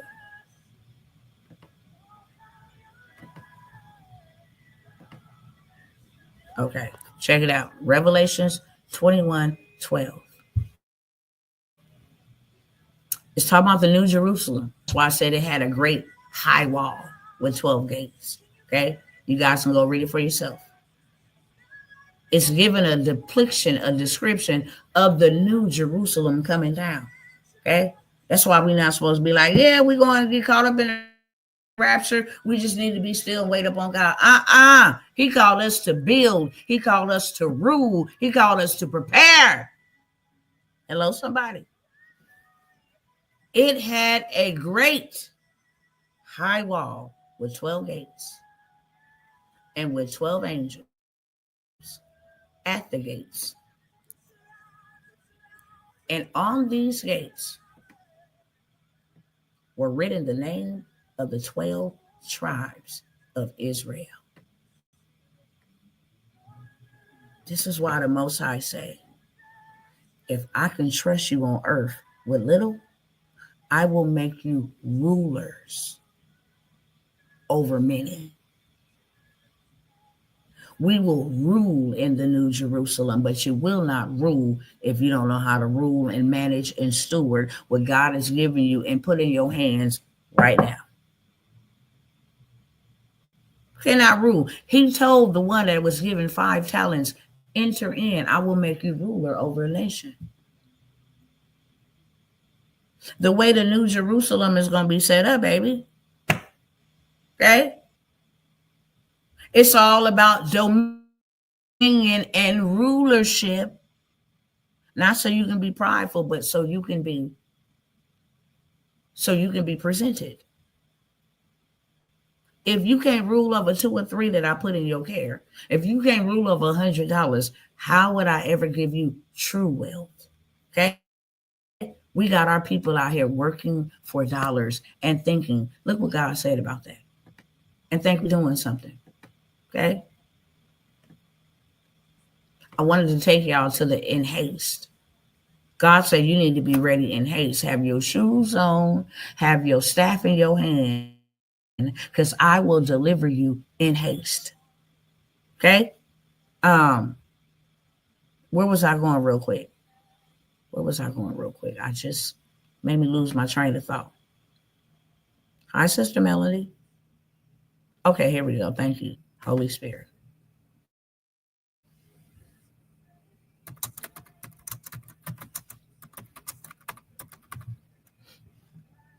I will make you ruler over many things. Okay? This is to the person that he left his possessions in their hands while he went away. Okay? Let's tell you about the parable of the talents. The servant who had received 2 talents also came and said, now the first one who received 5 made it 10. But the second one who received 2 made it 4. And the master says, I hate this website. Master, you entrusted me with 2 talents. See how I have gained 2 more. I got 4. His master replied, well done, good and faithful servant. You have been faithful with a few things. I will put you in charge of many things. I will make you ruler over many. Okay? Enter into the joy of your master. The one who received 1 and do nothing with it. God told him, bye, skedaddle. Pick him up and slam here in outer darkness, because he was lazy and he was wicked. He didn't do nothing. He didn't produce nothing. He didn't use what I gave him for nothing. Okay? Put him in the flames. Period, point blank. Go ahead and get rid of him ASAP. Okay? If you are unfaithful,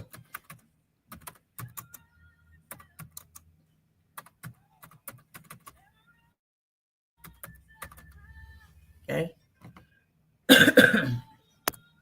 Luke 16. Therefore, if you have not been faithful in the unrighteous mammon, that's money. That's why he tells you you can't serve me and you cannot serve money. You're going to serve one or the other. You're going to serve me and money is going to be your servant, or you're going to serve money and we ain't going to have no dealings together. But you can't serve both. He did not put the devil on his level, because the devil does not compare. The devil still works for my papa, okay? But he did put mammon. There's only 2 guys that you can serve, 2 masters that you going to serve. You going to serve me, or you going to serve mammon? If you get up every single day to clock in, to work for money, mammon is your God. Because that same God will tell you, when God says, I want you to invest in you, it will tell you no. Notice how mammon, that demon, don't speak to you and tell you not to do anything until it comes down to doing something that's going to benefit you and get you out of his grips. Now, pay attention to this example I'm about to use. Mammon don't come and show up when you say, I want to go to the club and I want to pop bottles and I want to pay VIP, and I don't care if they come shoot that bad boy up. It entices you. You be trying to think of ways of why I shouldn't do what I'm doing. Oh, I probably know I need to pay my rent. Here comes the spirit of mammon. Mammon will say, now you know you can pay your rent. You can pay half of it. You won't be evicted. You can pay half of it. You can go shopping. You can go buy that lottery ticket. You know, you may win. You just may win. And then you can put that money back. But listen, go use that money to invest in my system.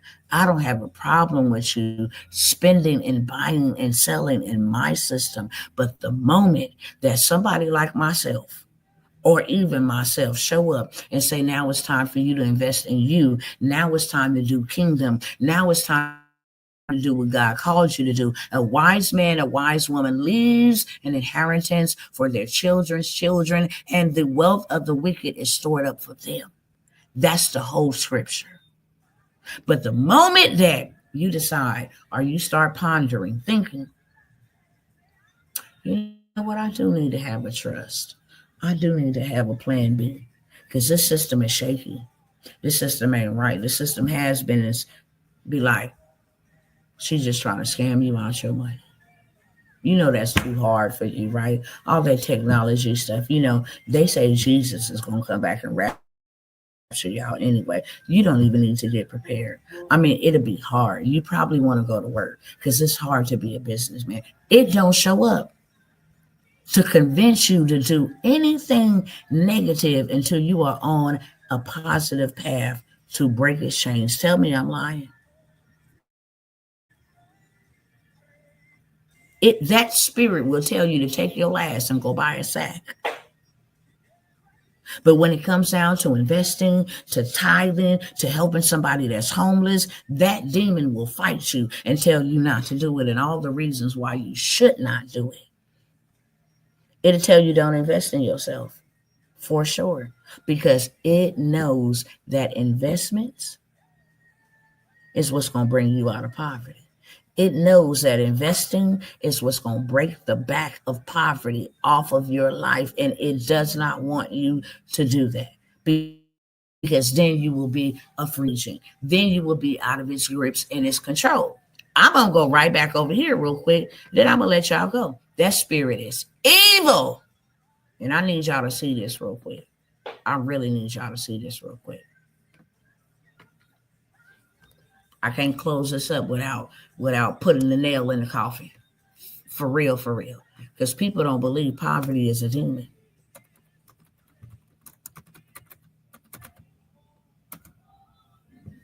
Genesis 45:11. Hold on, let me show y'all.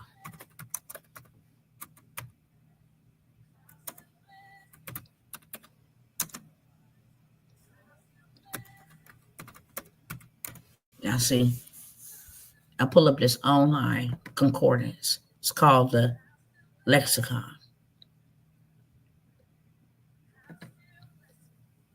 Let me show y'all what this demon called poverty. Okay. So the Lord told Joseph, if you and your people don't get to the land or to the place that I want you to be during this famine, you and all that you have will come to poverty. He said, where I tell you to do and what I tell you to go, that's where you need to go, because that is the place where I will provide for you. Okay? There's still 5 years of famine that is coming. If you don't do what I tell you to do, I can't protect you. If you don't get to where I tell you to get to, I can't help you. Okay? If you decide to do your own stanky thing, then guess what? You and your household, your children, your spouse, your grandchildren, whoever is connected to you, you and your household and all that you have will be in poverty. They use the word impoverished because this is the NASB. But this word, I'm going to show you what the word means in its original context. Okay? It's poverty.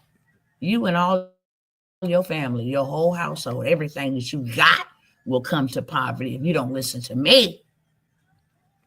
If you think you're grown and you know what you're doing, then you and all your whole household is going to come to ruins, going to come to poverty. Okay? Check it out. Check it out. So I clicked on that word, ruin, poverty, impoverished. Okay? I want you to see what this means. This is the original Hebrew. The Old Testament was written in Hebrew. The New Testament was written in Greek. Period. Okay? This is what the word means. How you pronounce it. Yaresh. Okay? It means that you will be possessed by this spirit of poverty. It will inherit you. It will dispossess you. It will take possession of you. It will occupy you. It will seize you. It will rob you. It will inherit you. It will expel you out of you and then take residency. You don't believe? Listen. It means to manage or possess you. Okay? This word primarily means to inherit or take possession of something or someone. It is often used in the context of the Israelites taking possession of their promised land, as well as in legal and familial context regarding your inheritance. This term can also imply the act of dispossessing others to take possession of them. Baby, let's go to the Strongs. Right up here. I need y'all to see this. Okay? I need y'all to see this. When I saw this, I said, no, devil, it's over. This is what this demon comes to do to you. Poverty. Let me go over here and check and make sure y'all good. Okay, y'all can see. Let me know if you're tracking, because I want to know you're reading this with me. And tell me if this demon has did this in your bloodline all your life. Tell me. Tell me if this demon then came in your bloodline and have done this in your bloodline, even in your life. Okay? This demon means to cast out. It casts you out. So it tells you, move over. I'm taking place. Okay? Okay? It comes to occupy you. Ah! By driving out its previous tenants. That's you. That's Big Mama. That's Grandpa. That's Auntie. That's your mama. That's your ancestors. Look, it comes to occupy you by driving out its previous tenants and possessing in their place. This evil, wicked spirit. It means by implication to seize you, to rob you, to inherit you. Okay? To expel you, to impoverish you, to ruin you, to cast you out of you, to consume you, to destroy you, to disinherit you, to dispossess you, driving you out and enjoy expelling you without fail, to give to leave for your inheritance, to make poor, to come to poverty, okay, to give to, make to, possess you, get in, have you, take possession of you, seize upon you, and succeed utterly. It's a demon. This is a demon. And let me show you what this demon look like. Old and poor and beggarly.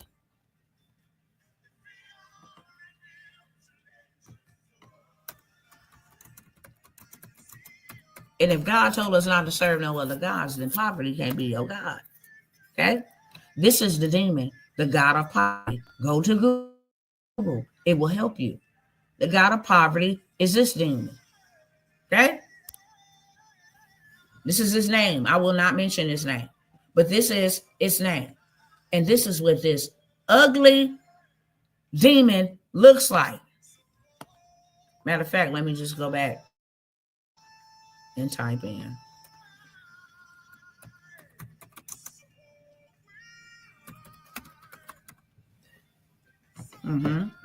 This is what this demon looked like. You understand? And I got 3 seconds to take it off. 3, 2, 1. Out of there. I don't play with no. So if God told you to be fruitful, to multiply, to have dominion, to rule, okay?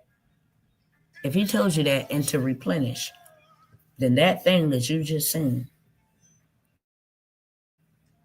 that comes to rip you off,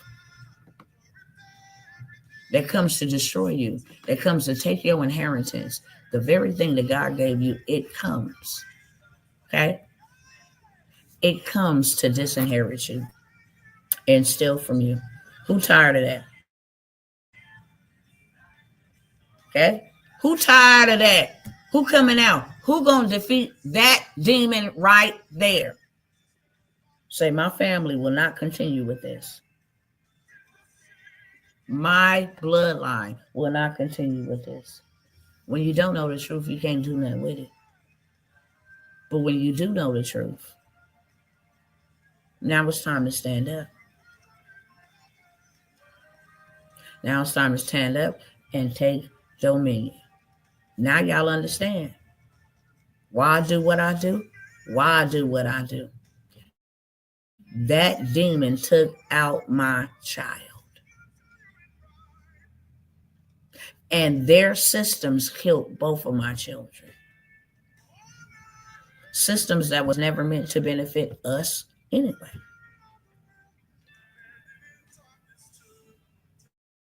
Hello, somebody. Hello, somebody. Listen, my bloodline will not continue in this. I cannot let my kids go through this. I cannot.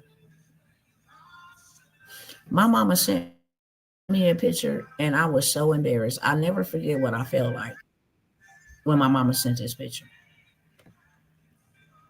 I never forget what I felt like when I was living like this. I was bullied. Where did she send it to? Okay, let me go to her.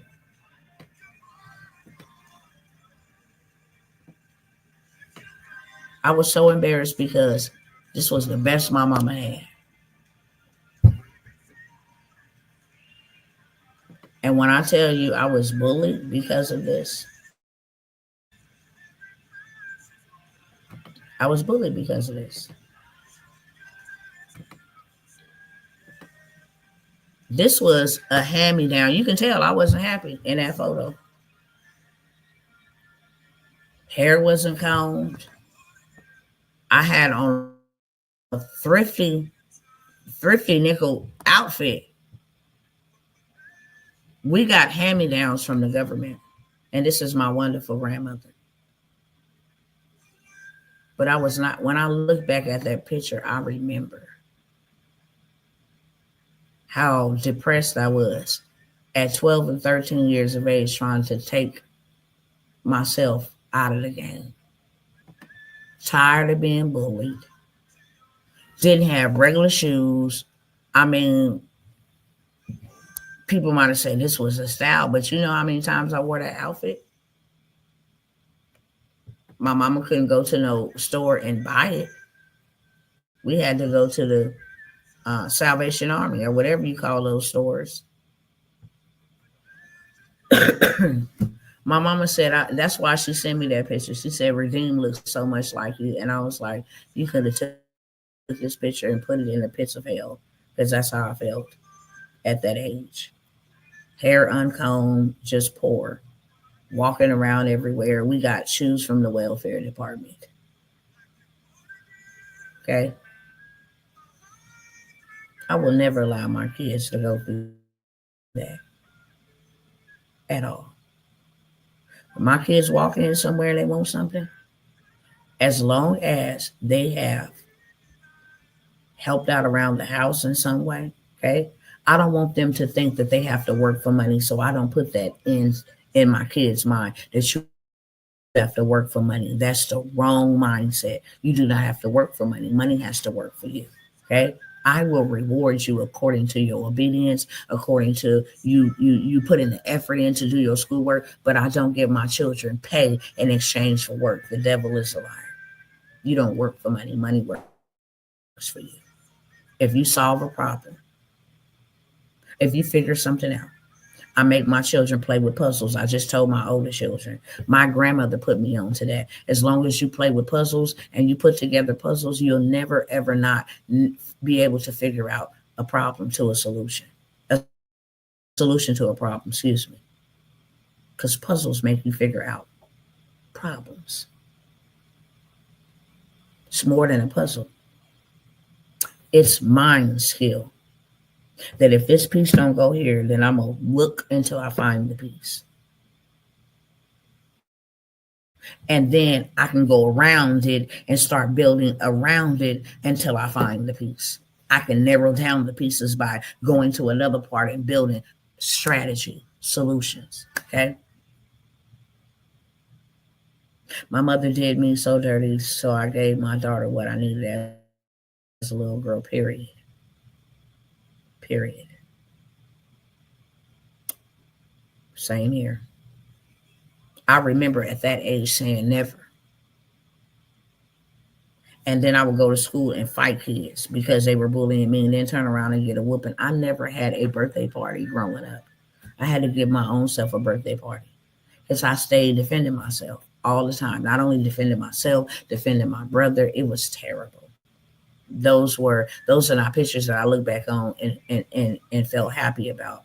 We was very poor. We were homeless, living from place to place, watching our other cousins and stuff get gifts and birthday presents and all of that stuff. Now we got hand me downs. Okay, that was it. And that's not something that I'm willing to pass on to my children. And that's not something they gonna pass on to their children either. So this is what I got for y'all. Now that we done had a whole whole history lesson. Did that help somebody? Let me know in the chat. Did that help somebody? And y'all see, the more y'all engage, the more people are able to come in and tune in. It will actually push it out and tell people, hey, join this broadcast, and they can come and get whatever it is that they need, even if it was a history lesson. Okay? We need to know our identity. It was not until I knew who I was that I could walk in it.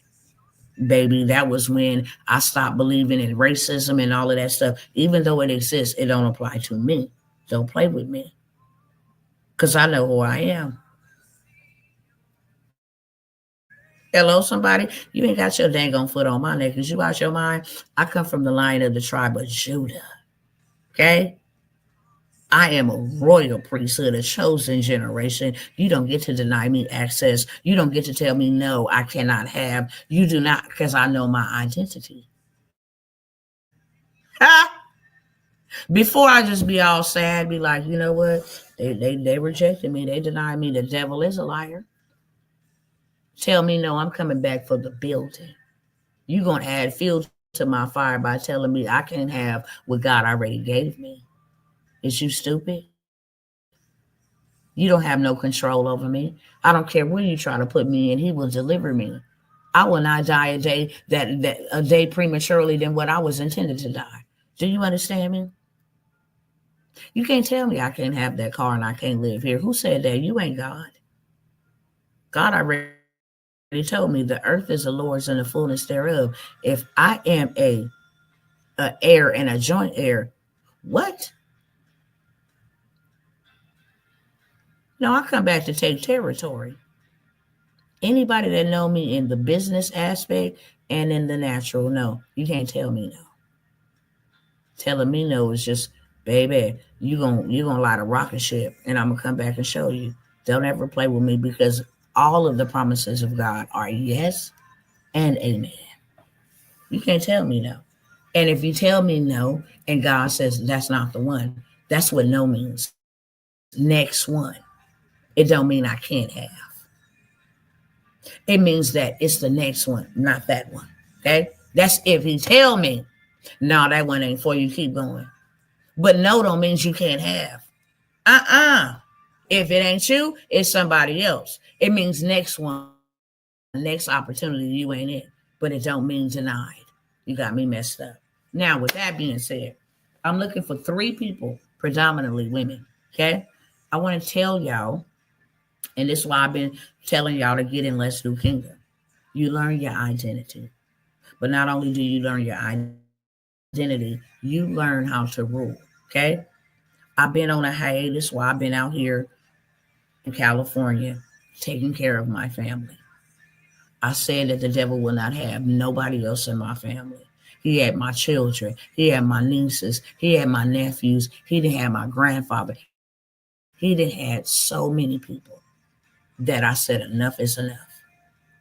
And I came to be a light in darkness and to be a help, a solution to a very bad problem. Okay? That's why I've been out here. But when I tell y'all,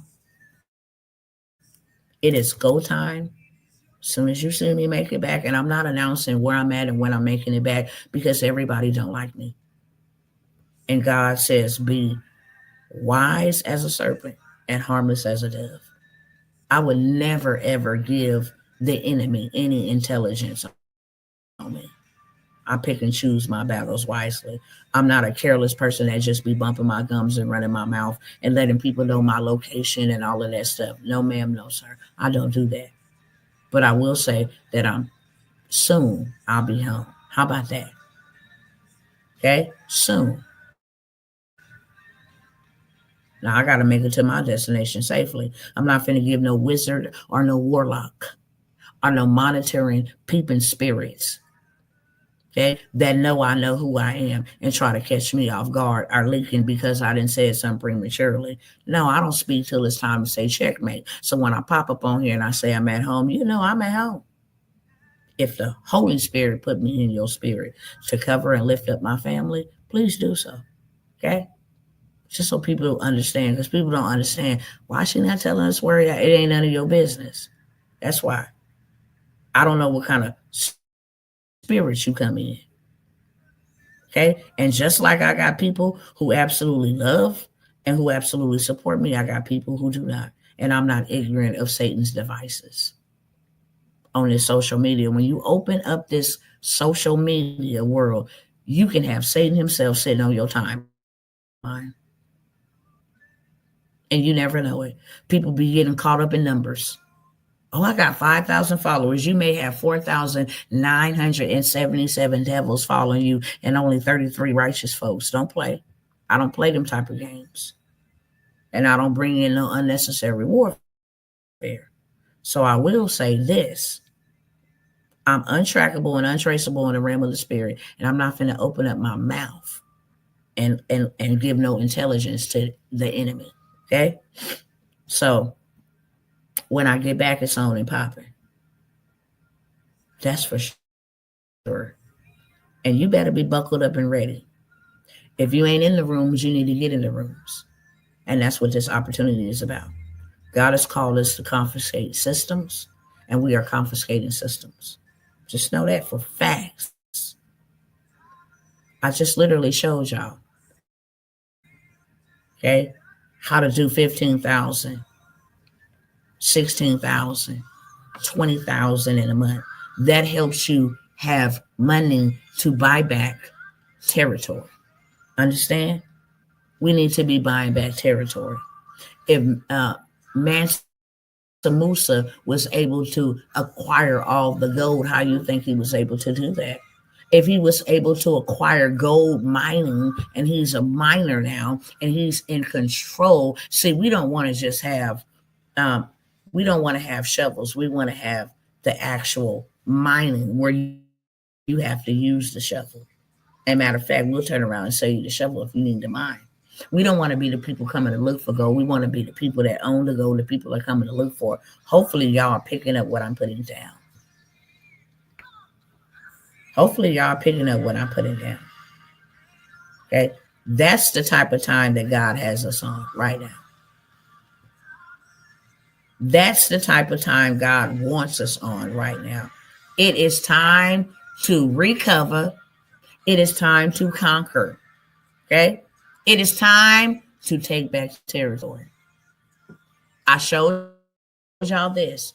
We're not doing no slave wages. You understand? This is March. Today is just April 1st. Okay? But this was earnings from March on one platform. Why do we need to be having these type of weeks, these type of months? Why would we need that? Because it is time to take back territory. And you can't take back territory and systems without money. If we go into their locations and be like, oh, God said, give me $100,000, you going to jail. But if you go in and you say, how much does it cost to learn this information? Learn this system that you built so I can dismantle the system that you built. Oh, that's $1,500. Oh, okay. Cool. Here's the exchange, because the world operates off of buying and selling. I can get land back. I can get systems back. I can get territories back unless I play the game that you're playing. You're not just out here handing me. They won't even give us 40 acres and a mule, and that belongs to us. So why won't you give us back what rightfully belongs to us? They never have. They never will. So instead of me bugging you and begging you and asking you to give me back what rightfully belongs to me, I'm going to go over there through land banking, okay? And I'm going to buy it back on a budget. And I'm going to confiscate territories. And now I'm going to be in a position to have affordable housing for God's people. For those that are coming out the B system, I'm going to be in preparation. God is preparing people that will be prepared. If I can trust you with a little, I'll make you ruler over much. Seek my kingdom first. What is my kingdom? Taking back territory, souls, snatching some. Okay? The kingdoms of this world are become the kingdoms of our Lord. There's not enough of us doing that. We're supposed to be taking back the kingdoms of this world. What kingdoms?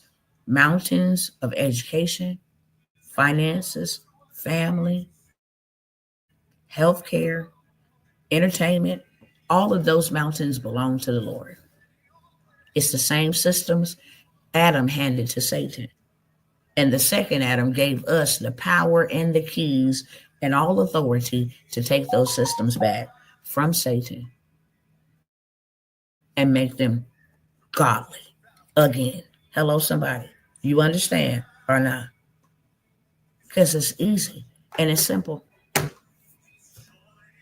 The systems of this world, what systems? What systems of this world are become the systems of our Lord? The kingdoms of this world, meaning systems, have become the kingdoms of our Lord. How they gonna become? By us. By us. Okay?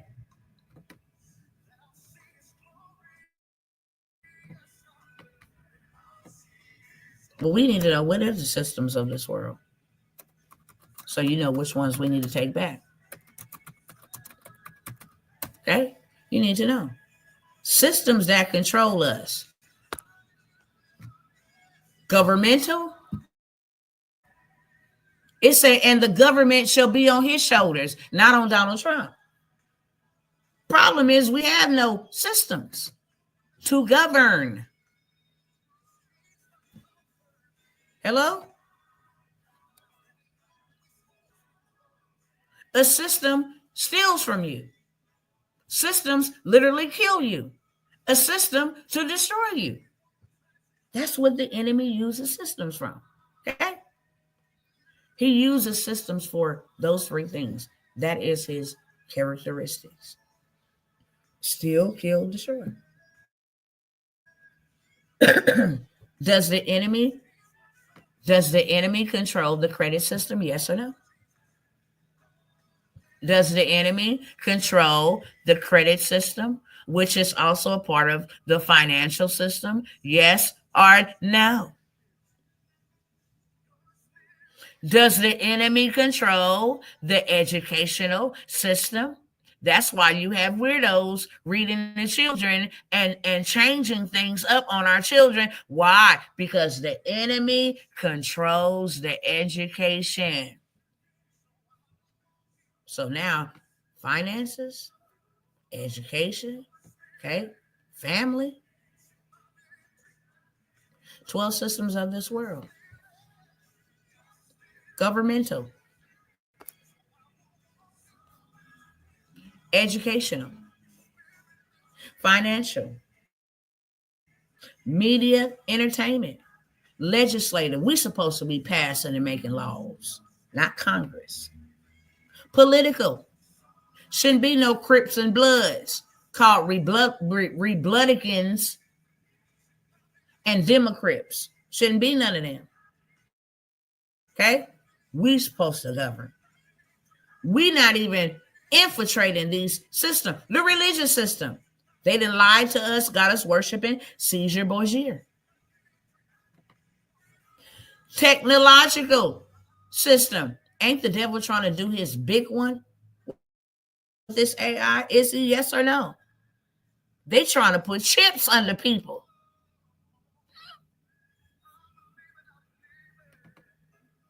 Military. We ain't got nobody to protect us. It's the United States Army protects us. Some of them has been absolutely compromised. Commerce. We ain't trading. We ain't buying. We ain't got no stocks. We ain't got no investments. Commerce. We ain't got no cattle. Healthcare. And the symbol of the snake.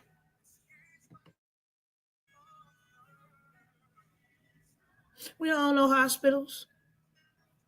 No urgent cares. Mm-mm. And communication. Baby, we don't own no platforms. We don't own no YouTubes, no Facebooks. No news companies. Nada.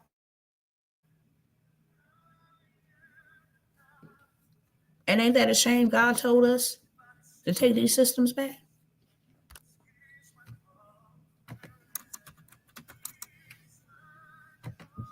That's what he told us in Revelation 11 and 15. And the seven angels sounded, and there were great voices in heaven saying, the kingdoms of this world are become the kingdoms of our Lord and of his Christ, and to his rule there shall be no end.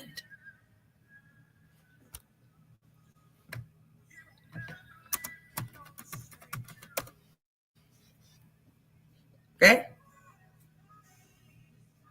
This is what Satan formerly ruled in manner of speaking, as the God of this world. He is the God of this world. He told Christ himself, if you bow down, I'll give you all the kingdoms of this world. Ain't that what he said? Because they in his control. Satan is having a field day. He lies through the media. He uses healthcare. He keeps us in bondage and debt through financial systems. He done tore down the family. There ain't no nuclear family, husband and wife raising the children. Now you got he loving he and she loving she. Okay? And now the children are confused. Listen, communications. We don't own any communications. We don't own any of that. What are we doing, y'all? I mean, I gotta go, okay? We can be here all day. I'll probably delete this video. So if you're going to catch anything, you need to catch it with two hands. And the reason why I'm going to delete the video is not because it's not power packed with truth, but because they come for truth speakers and try to punish us when we speak truth. And they punish us because we don't own our own platforms. We are at the beck and call because we don't own platforms. We don't own no communications. They punish us if we say certain things. So that means, hey, we put you on punishment. You cannot speak to nobody else over these platforms. I'm looking for 3 women in particular, okay? This is something God really put on my heart real heavily. Solomon was a storyteller. I tell y'all about this all the time. Whenever God tells me to bring a thing to the table, it's because there's somebody's attention he's trying to get. Okay? If you can't trust God with $9.97, $4.97, God can't trust you with tens of thousands of dollars. Just know that. Fair exchange ain't no robbery. If he can't trust you with 100, if you can't trust God with 100, he can't trust you with 100. I'm looking for 3 women in particular, okay? I know the brother's going to be like, look. But I'm looking for 3 women in particular, real talk. He showed me sisters. Because women birth things, okay? Women birth things.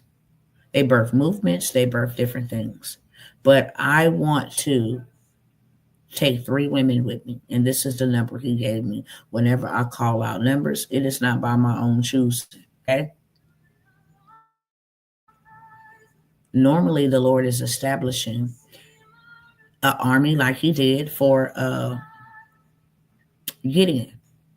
Gideon had 30,000 people around him, and only 300 was fit for the job. Real talk, okay? Only 3 people was able to go on the mount with Christ. Only 2 people was able to walk with him in room. It's his multiplication is out of this world. We don't comprehend it. Okay? I'm looking for 3 women who want to use their story to take back systems and kingdoms. And we all have stories. This is called the Solomon Plan. Solomon became the wealthiest, richest man in the world, not because he wanted to become rich and he wanted to splurge. Even after he became rich, he lost his way. Of course, we all know that. He started going into other areas where he wasn't never supposed to cross. Real talk. And he came back and admitted that. Nevertheless, God used him to tell stories to get the attention of international leaders, to take men, to take him and people that went with him into territories that nobody else could go into and nobody else could reach. And he used stories. He used stories about the ants. He used stories about the trees. He used stories about the wind. He even used stories about women's breast. God gave him the wisdom. Okay. One of the ways, and everything starts with a story. The Bible is a story, but it is a real living manuscript of how we are to live and how the God that we serve expects us to live. Okay? When we read the word, we read it as a story. Parables are stories. Christ himself spoke parables. Okay? There is a story, and this is what God showed me. Okay? Because this is where I'm going. And there's only three women. Three. I know exactly how many is supposed to go. I'm only offering this to three women. Okay? Your brothers gotta sit it out on this, and that don't mean God ain't got something for y'all. This is just not the project. Okay? Three women who want to tell their stories, and not only tell their stories, but they want to actually begin to book shows from this story, begin to take stages from this story, begin to travel internationally from this story. We are not selling people or attracting people or building a tribe of people to um, tell let people read our journals. These stories will be told to help people see the journey. God is going to open up doors for storytellers, okay? For those who will tell people the way, how they overcame, how they did it, what they endured.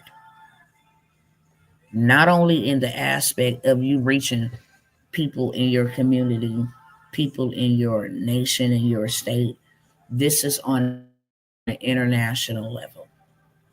This is what's going to get you in the doors of kings.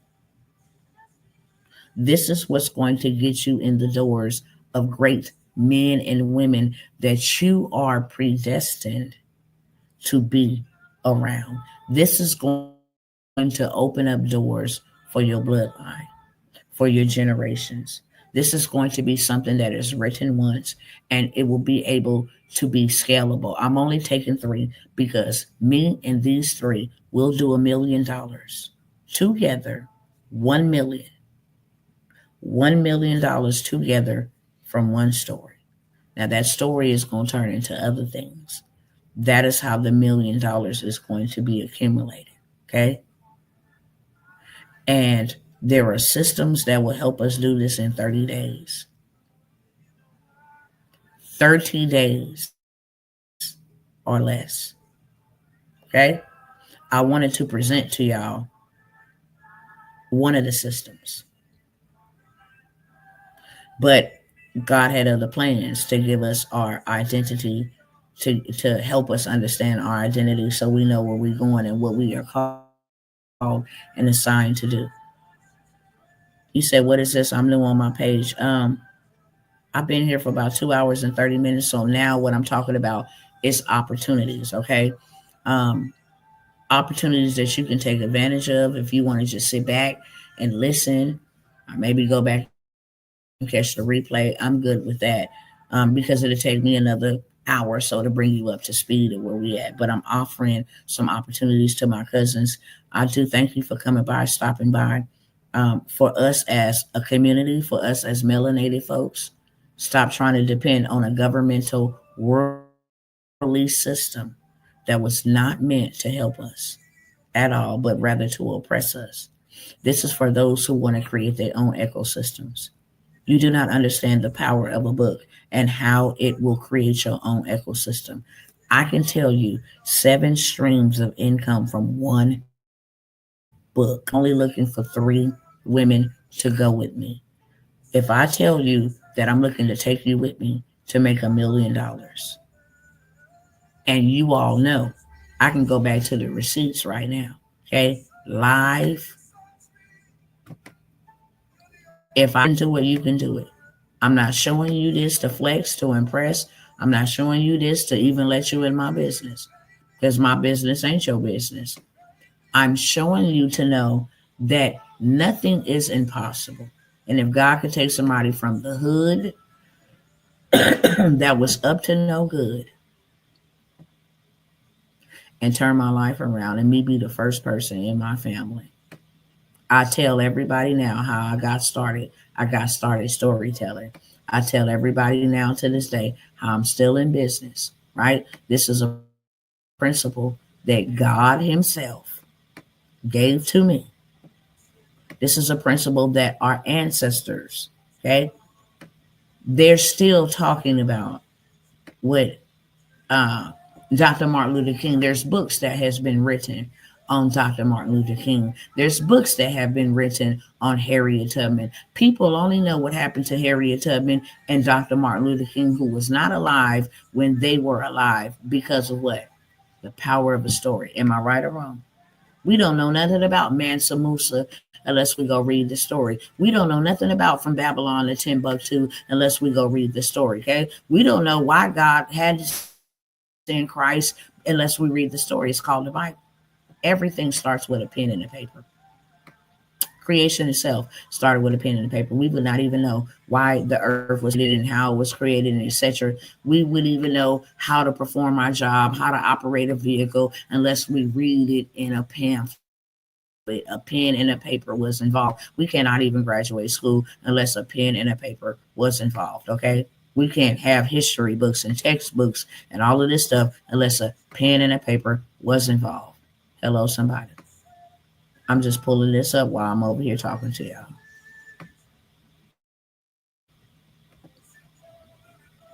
And I'm almost done.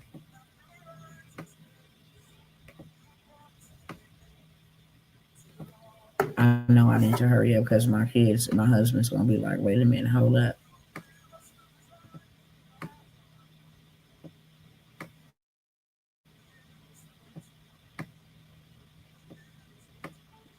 I'm almost there. Almost.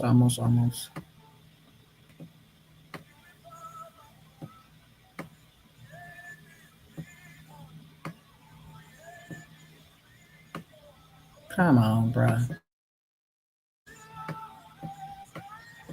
Here we go.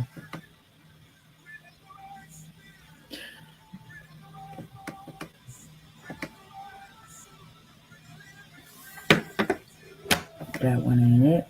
Let me see. We in the vein. We in the neighborhood, okay?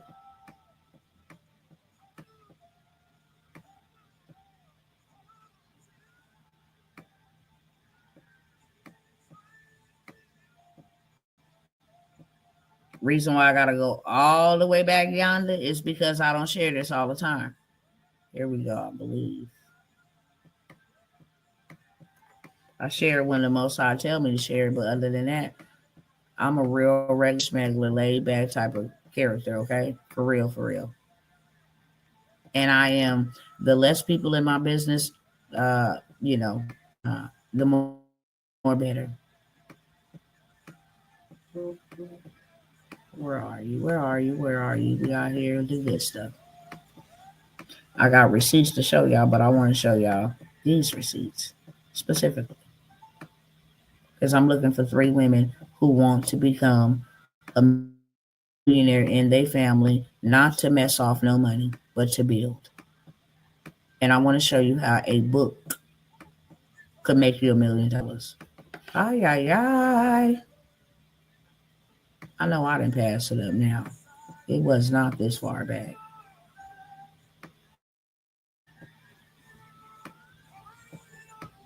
Let me show you this while I'm here though, because I'm gonna pass over this. For those three, we will literally create a movement, okay, such as something like this, okay. We will create a movement. We will create a launch, and in this launch, this is how we're gonna make $1,000,000 through systems, through launching, through literally, okay, building our tribe. We launch, we have $1,000,000. It's as simple as that. But this $1,000,000 turns into multi-millions, and I want to show you that. But this is how we can take a launch, okay? And this is how we build the buzz around what it is that we getting ready to launch, to release, okay? We make it a bestseller because there is a hack to making it a bestseller. And all of these pieces go together. Okay. We use this to promote, to push. We get your graphics and all of that stuff up. Okay. Um, it's a whole entire system. And then we launch. We have people ready to buy without you even having the book written. But the book is going to be written in 24 hours using, okay, my system. It is a system that writes the book for you in 24 hours. And then we're going to launch it, right? We're going to have book sales that will lead into signings, that will lead into TV shows, podcasts, stages, speaking engagements, coaching programs, masterminds, different things of this sort. Literally, I only am going to take three. I'm going to take three. Okay. Um, Let me pull this down and go back over to where I was going to look for this receipt.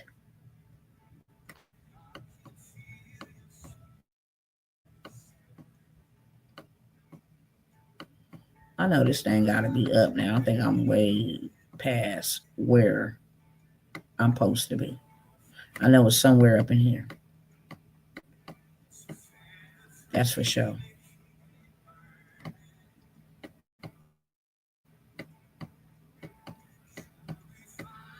I know it's somewhere up in here because I took the revenue to go buy land. Okay. This is called taking back systems. Land belongs to my father.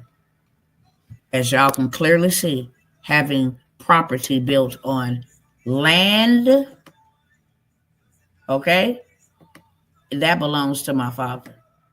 So I know this is somewhere up in here because I use it to share with what I did with the million. So people are not confused and say, oh, well, you made $1,000,000. You got a lot of money.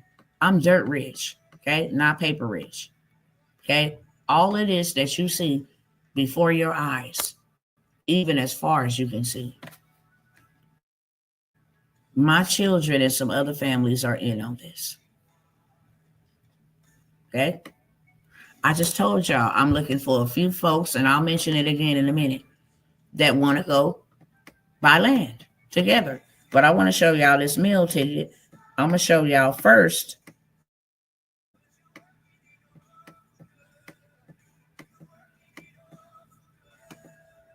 Lord have mercy. Where is this at? The photos are so small. Let me try to blow it up a little bit more.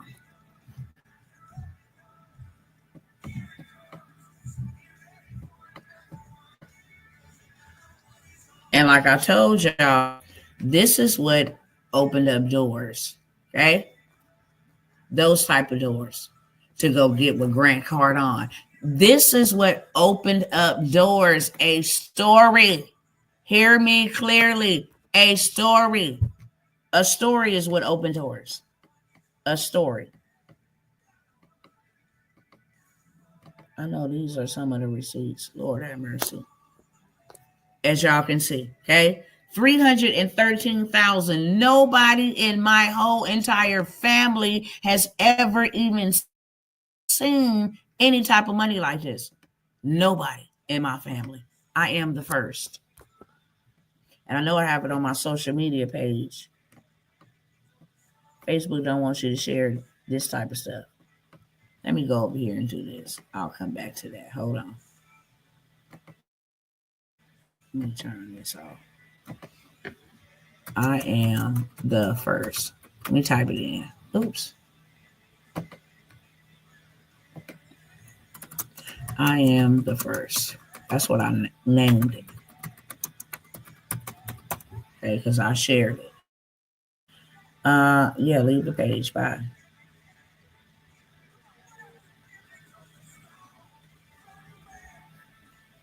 See, most people don't even know. In 2017, I was on the news.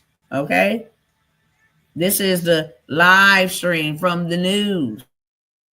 Let's see if it's gonna pull it up.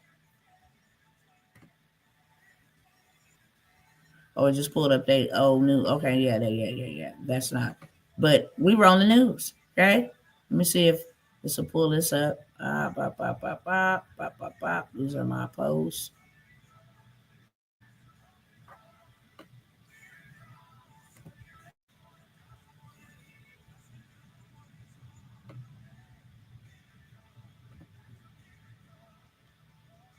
Why do we keep pulling up that? Let's see.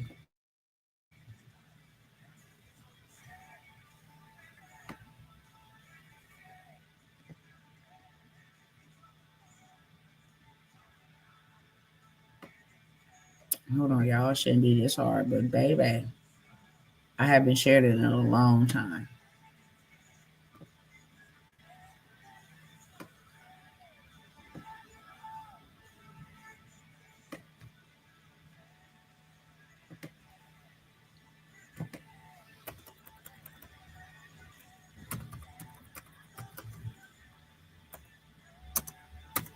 Let me see if I can pull it up that way. Keywords I want y'all to see. Okay, if I'm telling y'all that I can lead you to $1 million and I can show you how to do $1 million, then I must have first did $1 million myself. Okay, if I can't show you that I did $1 million myself, then there ain't no reason to follow me at all. I'm just a liar. But people believe receipts, not what people say. And I got receipts, okay? Trust and believe. It's just Facebook want to do this stupid stuff and give me all the stuff that I don't want and make me sort through all of this stuff. That's the millions in government contracts that we're going to talk about in a minute.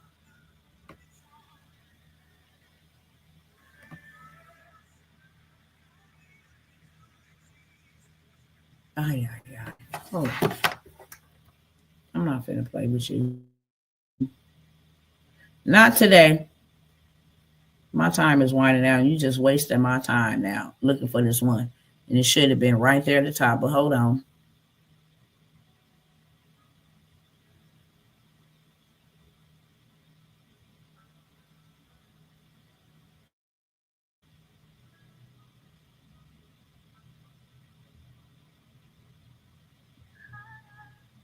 Let me go over here and then send it to myself.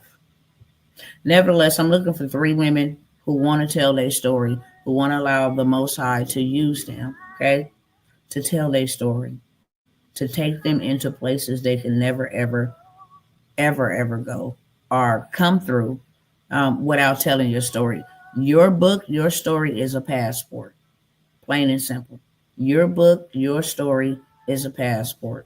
And while I'm doing that, I will let y'all see this over here.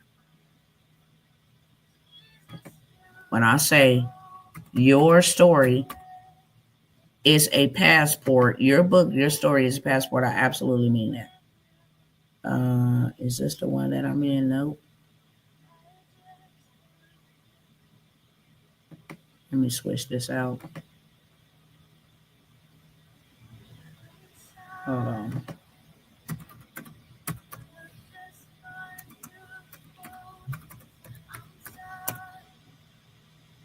Okay, here we go.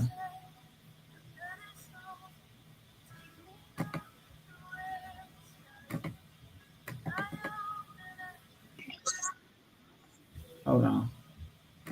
While I'm looking for this, I want y'all to see this.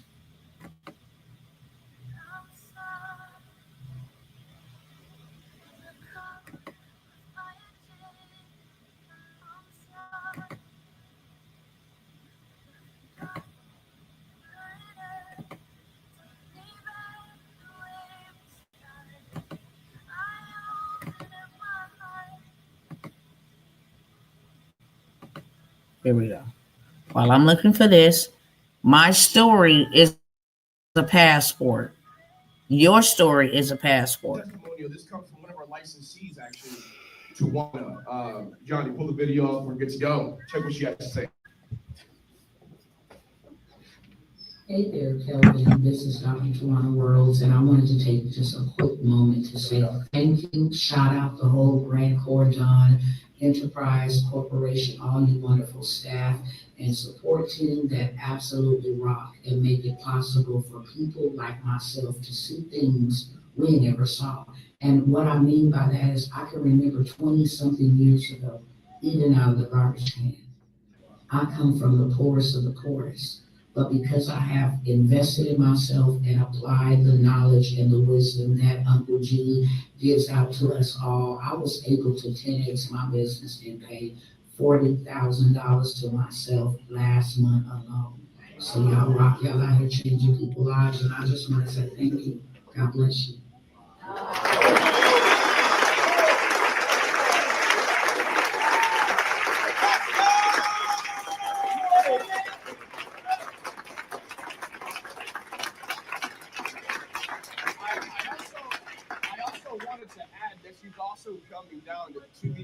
She's also coming down to July. I wanted to add, she's coming down to the July boot camp as an ultimate VIP as well. So she'll be at Okay? Your story is a passport. Awesome. So I got an amazing testimony. I want y'all to see something real quick. Actually, Tawana. Johnny, pull the video off. We're good Hold to go. on, I want y'all to see something. All right, y'all see this 10X, right? I just showed y'all the picture.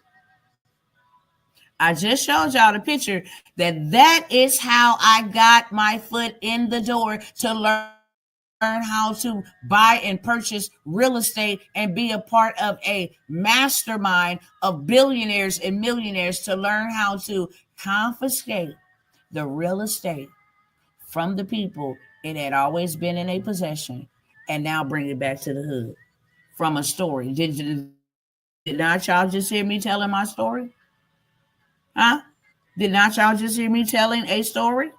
This is how I got into these rooms. Not only those rooms, but government contract, because this information led to that information, and that connection led to that connection, and that connection led to that connection. This is how I got there. Okay? Sharing a story. And I'm still looking for this receipt. I got everything else. Okay? But it's a receipt. And when I tell you I got hundreds of photos, that's my problem. I got hundreds of stuff that I'm always trying to come by here and share with y'all. So this is where I'm skipping over it. Then I'm running too fast. But your story is a passport. Straight up. Okay?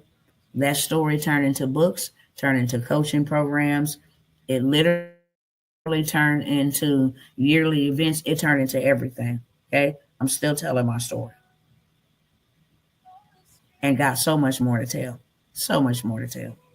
But this is an area where God is going to use us to take back the media, because now you can go and create you a faceless YouTube channel or a YouTube channel where you are actually, talking to people and empowering people. Okay, that's that one. Hold on. I think I'm almost close. Here I go. I skipped over it. I don't even know how I skipped over it.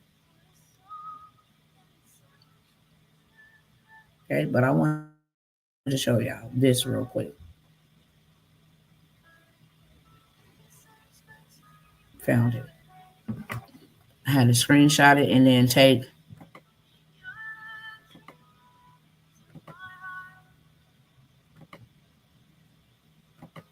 I'm coming back.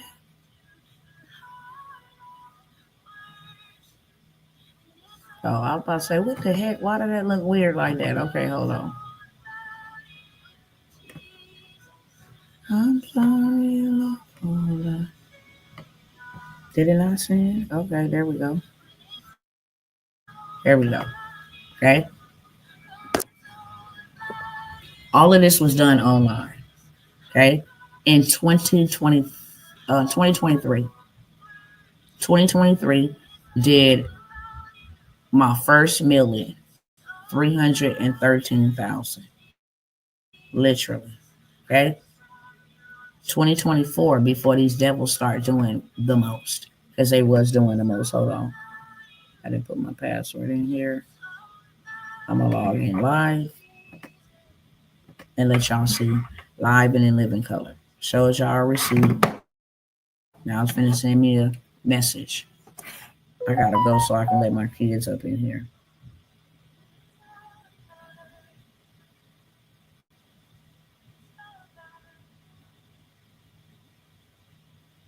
Okay, 986 986 802.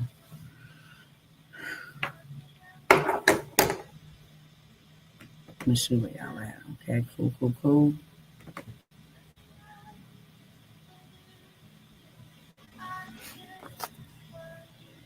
Okay, let me blow this up.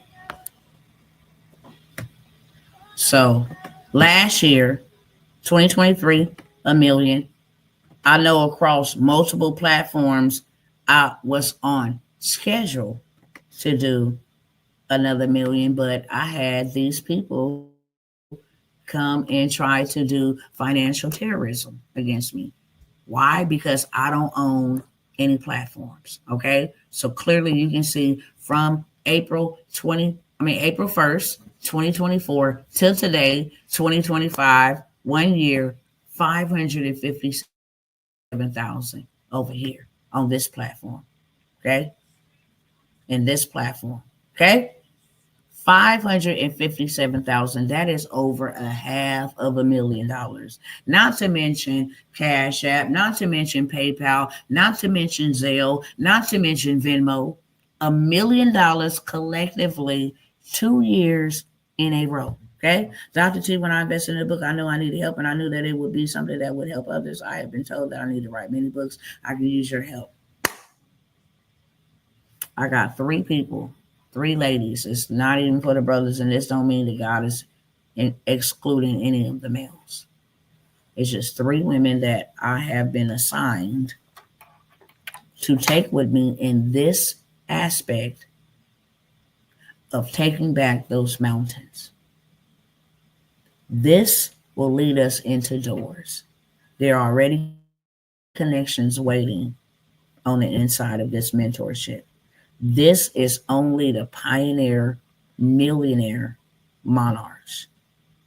Okay? I don't even advertise this to anybody, but God has pressed heavily. There were three other sisters that are supposed to go with me to confiscate mountains. I don't want no weaklings. I don't want nobody that's, unattentive. I don't want any of that. I don't want nobody that's too busy, caught up in the world. There, we have a time to confiscate these mountains, and God has given us time to confiscate these mountains. Okay. We're going to write this book. We're going to write this book in 24 hours. We're going to launch it using systems. Simple, easy peasy. Our marketing is going to be on point so that once we do it once, we don't have to do it again. Okay. From there, we have where we start making up our fee schedule sheets to take stages. Okay. 15,000 to speak here, 25,000 to speak here. Some people don't want to get involved with the credit. Some people don't want to get involved with the funding. Some people have a story. There's three of you for sure that has a story that God has called to go with me, that I am going to help you do your first million and open up doors for you that you thought you would never, ever be able to walk in. As you can see right there, I was not even present in that building. I didn't have to be present in that building for my story to touch all those people, fly me, okay? That opened up doors for me to sit with people, and I've never showed y'all this. Um, Let me see if I can pull it up here real quick because I'm running out of time. I really don't have a lot of time anymore. The investment. Hold on. I just put Grant in here. Card.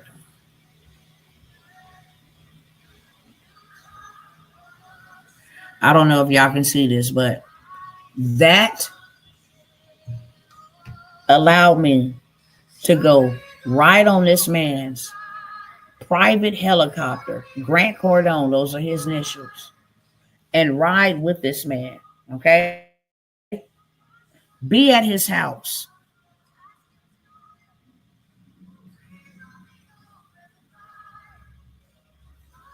Dr. T, do you recognize these people? Hold on, let me. You see Dr. Tawana World's name on there? This is personally from Grant Cardone himself. These are the people speaking on his stages, and you see Dr. Tawana World's name right there, okay? I'm telling y'all right now. I don't even mention it a lot, okay? Who do you see? I'm not going to turn the music on. Okay? It put me in rooms I wasn't supposed to be in. I don't even qualify.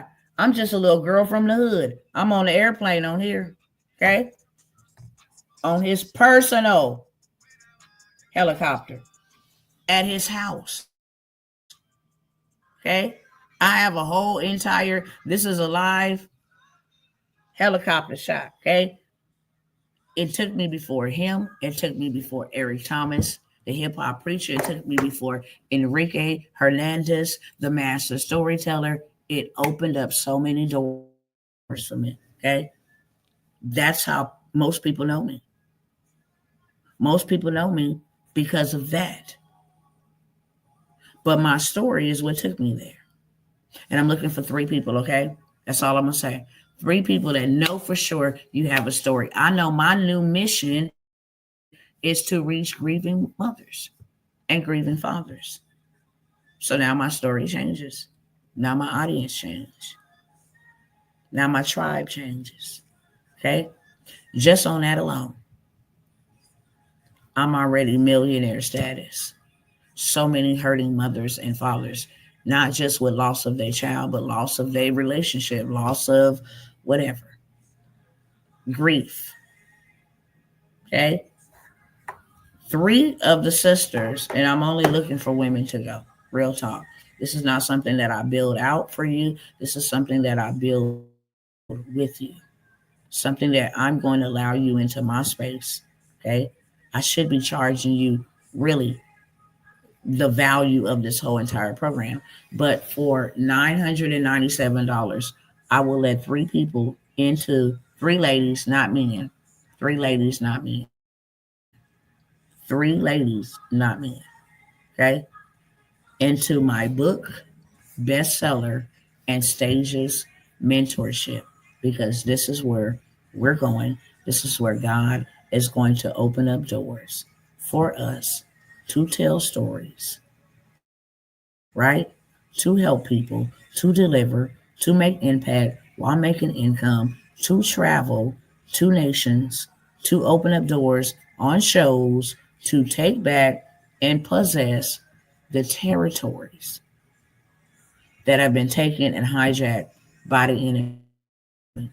Okay. It comes with so many different things that 997 is like, and I'm not diminishing nobody's money. It's just something that I'm doing. I asked the Lord, what price point should I make it as an early opportunity to allow 3 people to go. Okay. Would you invest 997 for $1 million? Because that is a factual guarantee. You're going to do $1 million with me, period.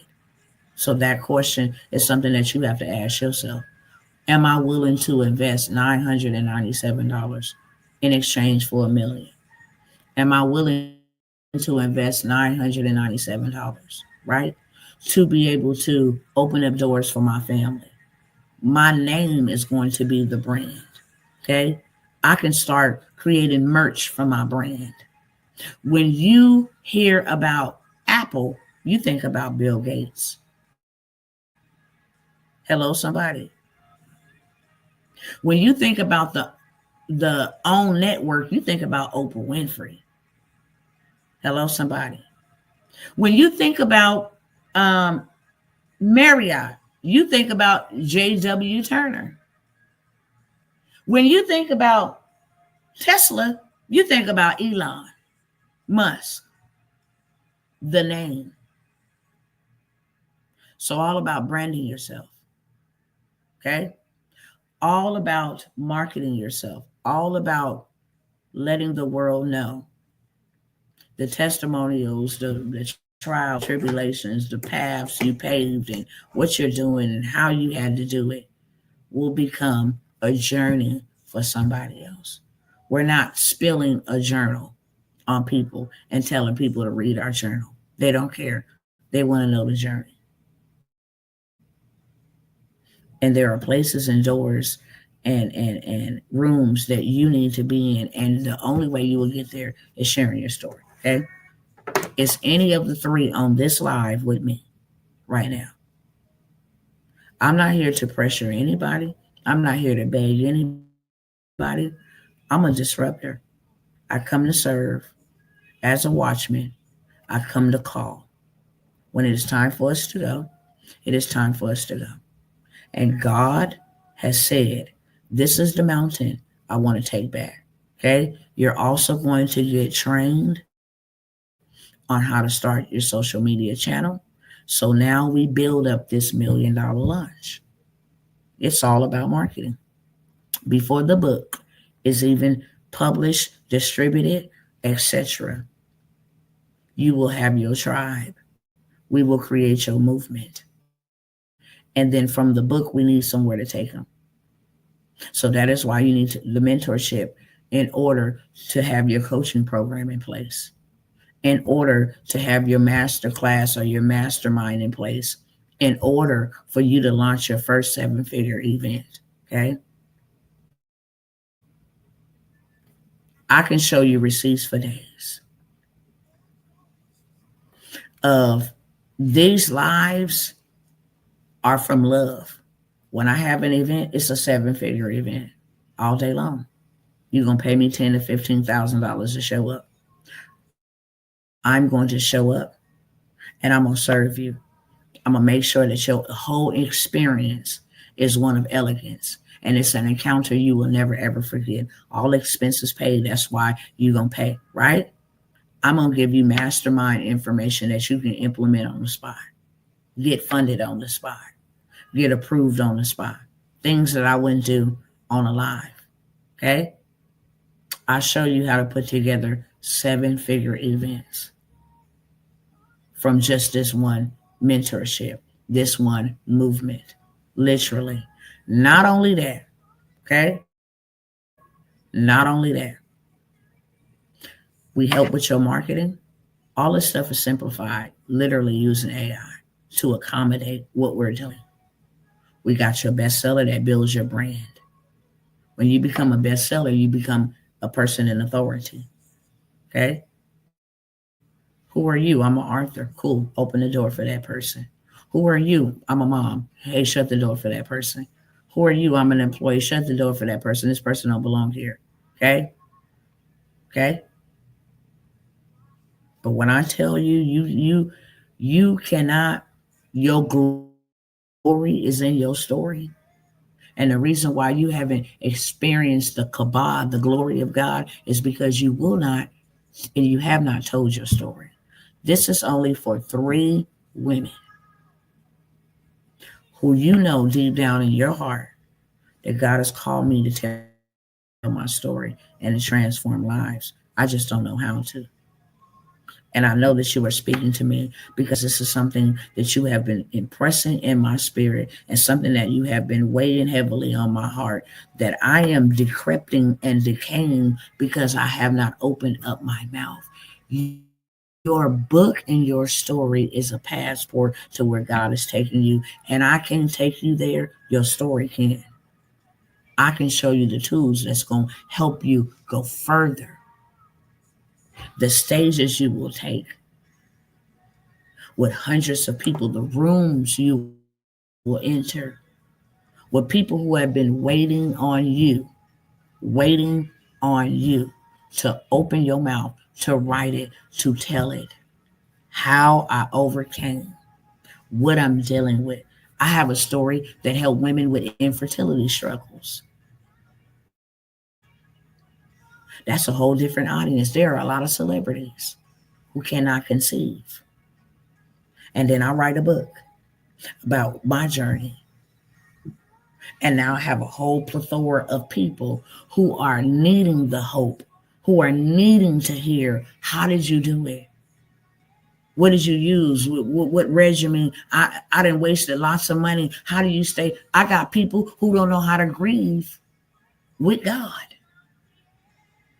Stories. So I asked again, here, okay? And then I'm thinking that I got to cut this live short and come back later with some of the other opportunities because I got to let my kids come up here. Literally, I've been here for 3 hours and 7 minutes, and that is not fair. My husband and him is sitting downstairs. So I have to come back probably one stay laid down as we continue to move. But I do have some other opportunities I don't want y'all to miss. But this one laid near and dear to my heart. This is just a clarion call, and that's why I say it probably won't stay up. Okay? I'm sure that it probably will not stay up. Okay? Um, Dr. T, I would humbly like to have your assistance with trade lines. Can I email you after this live or when you get back and get settled? You can email me. You can email me. Okay? You definitely can email me. I have not told my story. I buy everyone's book, but I have failed to create my own. What if that's the one thing that God is saying, this is how I'm gonna bless you? How many of y'all have heard that? Have you been hearing for a little bit time of your life, write the book? And God has not let up on you about writing your book. If you have heard that more than two times, three times, then you are in rebellion. And rebellion is as a sin of witchcraft. And you cannot complain to God about why you don't have what you need or why you struggling to have what you need. I know for sure, for a fact, 3 of y'all are supposed to go with me. And this ain't no replay game. This is 3 of y'all right here on this live, right here, right now. I know that for a fact. God impressed this on my spirit. Literally. To come at the time that I came and to spend the amount of time that I did. Yes, to educate my cousins. But when I sat down here with the assignment that there are 3 of you, and 3 of you are sisters, that God want to make a millionaire. Not so you can have $1 million to floss, but so you can make an impact and make an income, and so that God can show you something you ain't never ever in your life saw before. And so that God can take you places that he promised to take you. Period. Okay? I can't give you my systems. It takes courage to tell your story because I'm not the only one involved. Do I tend to overthink about others beforehand? It don't take courage to tell no story. It take obedience. Because your story ain't your story. It says we overcome by the blood of the Lamb and the word of our testimony. Wonder why you ain't overcame yet, because you ain't told nobody. This is deeper than physical. It's deeper than money. We overcome by the blood of the Lamb. That's already done. He already shed his blood and the word of our testimony. And you can't overcome. When people's names are involved, we modify those names. But you don't need courage to tell no story. You need obedience. And that is the very thing that is keeping you locked out of your glory. God has a treasure trove.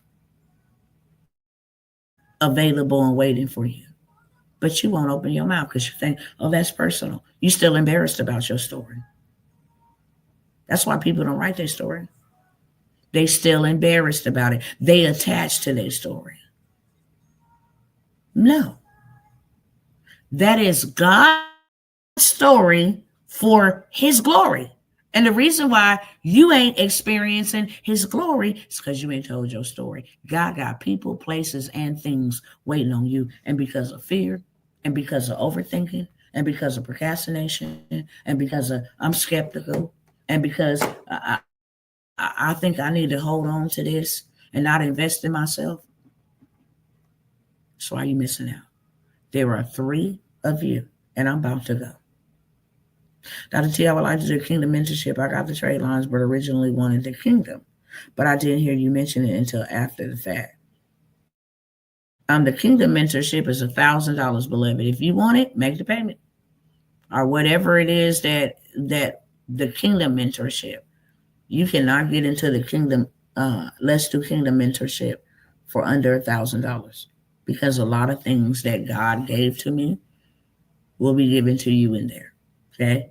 Instead of you buying this program and that program and that program and that program and that program, a lot of things will be given in there. There will not be no trade lines given in there. Now, if you need trade lines to boost your score so that we can go do deals, then I got you. Okay? But the trade line plug will not be located inside of there at all. Certain things will not, because we're going to stick to the script. Okay? We're going to stick to the script. But if you want to get in there, let's go. Not knowing that your story can help masses of people who went through similar situations. Your story is what lands you on the news. Your story is what lands you, on TV shows. People seek you out. You ain't got to seek nobody out. This is my final call.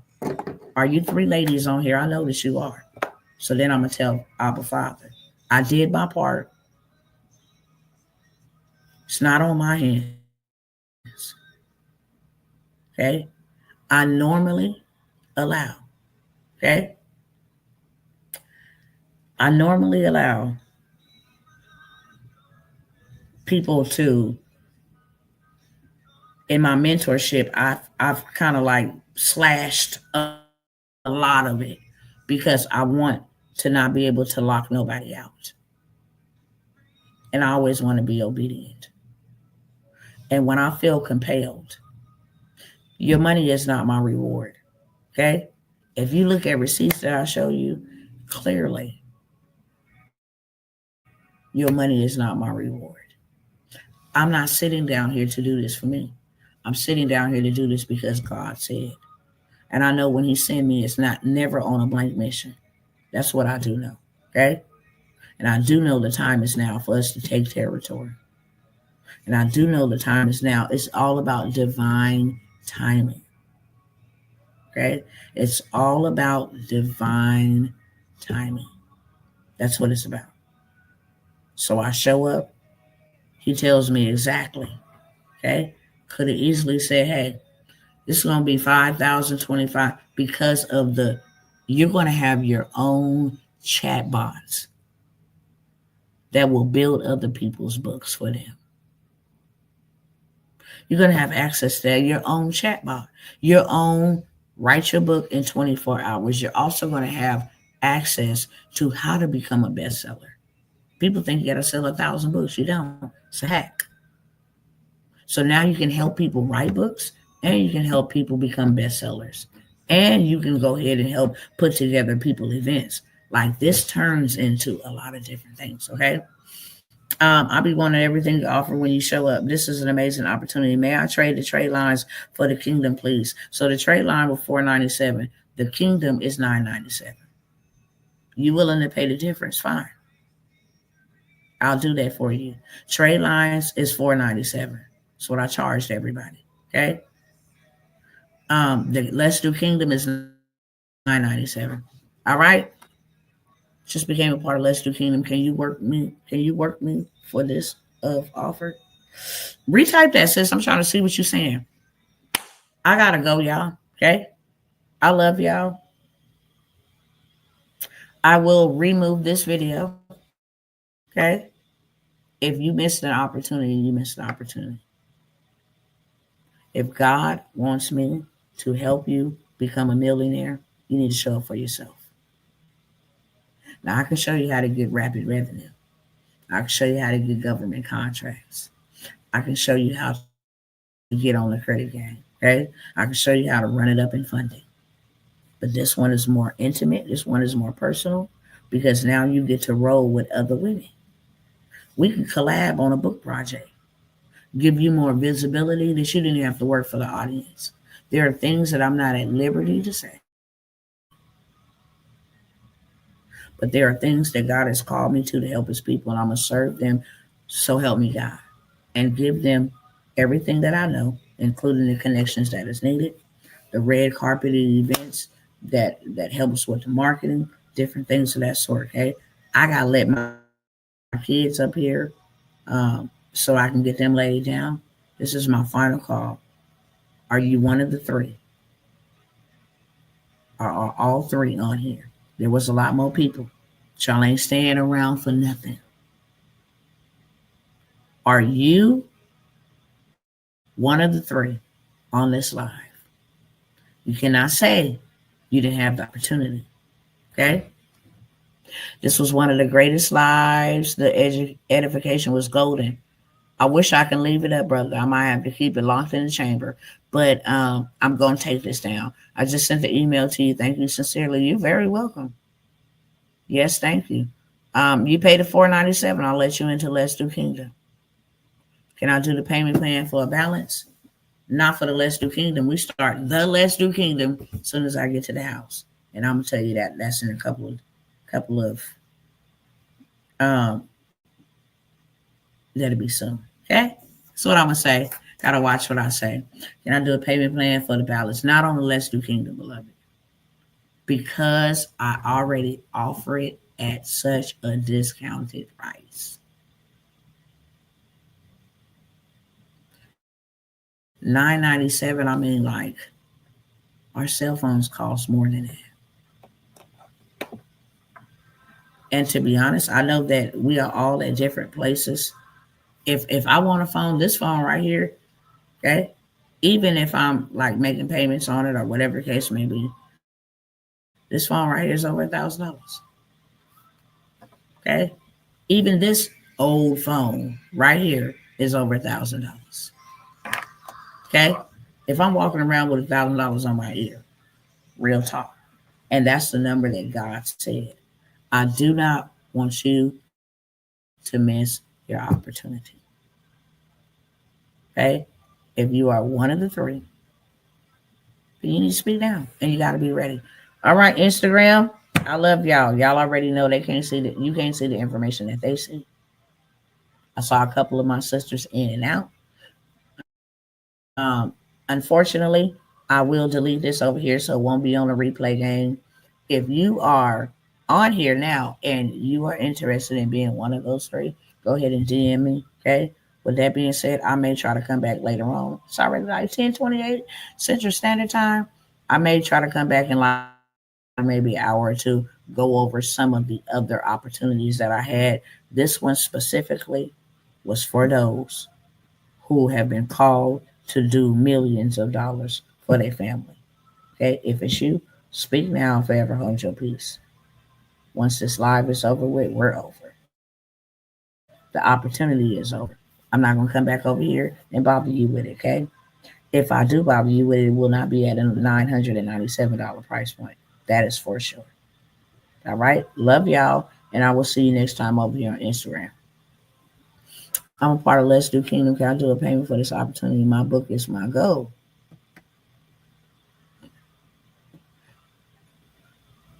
Inbox me.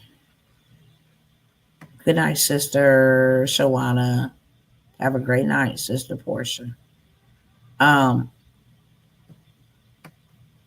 the reason why I did not mention a payment plan on this is because you got to have the system. Okay, I'm gonna give you the system. You got to have the system in order to write the book. That's for sure. You got to have the system, and then you also get access to how you put this thing together.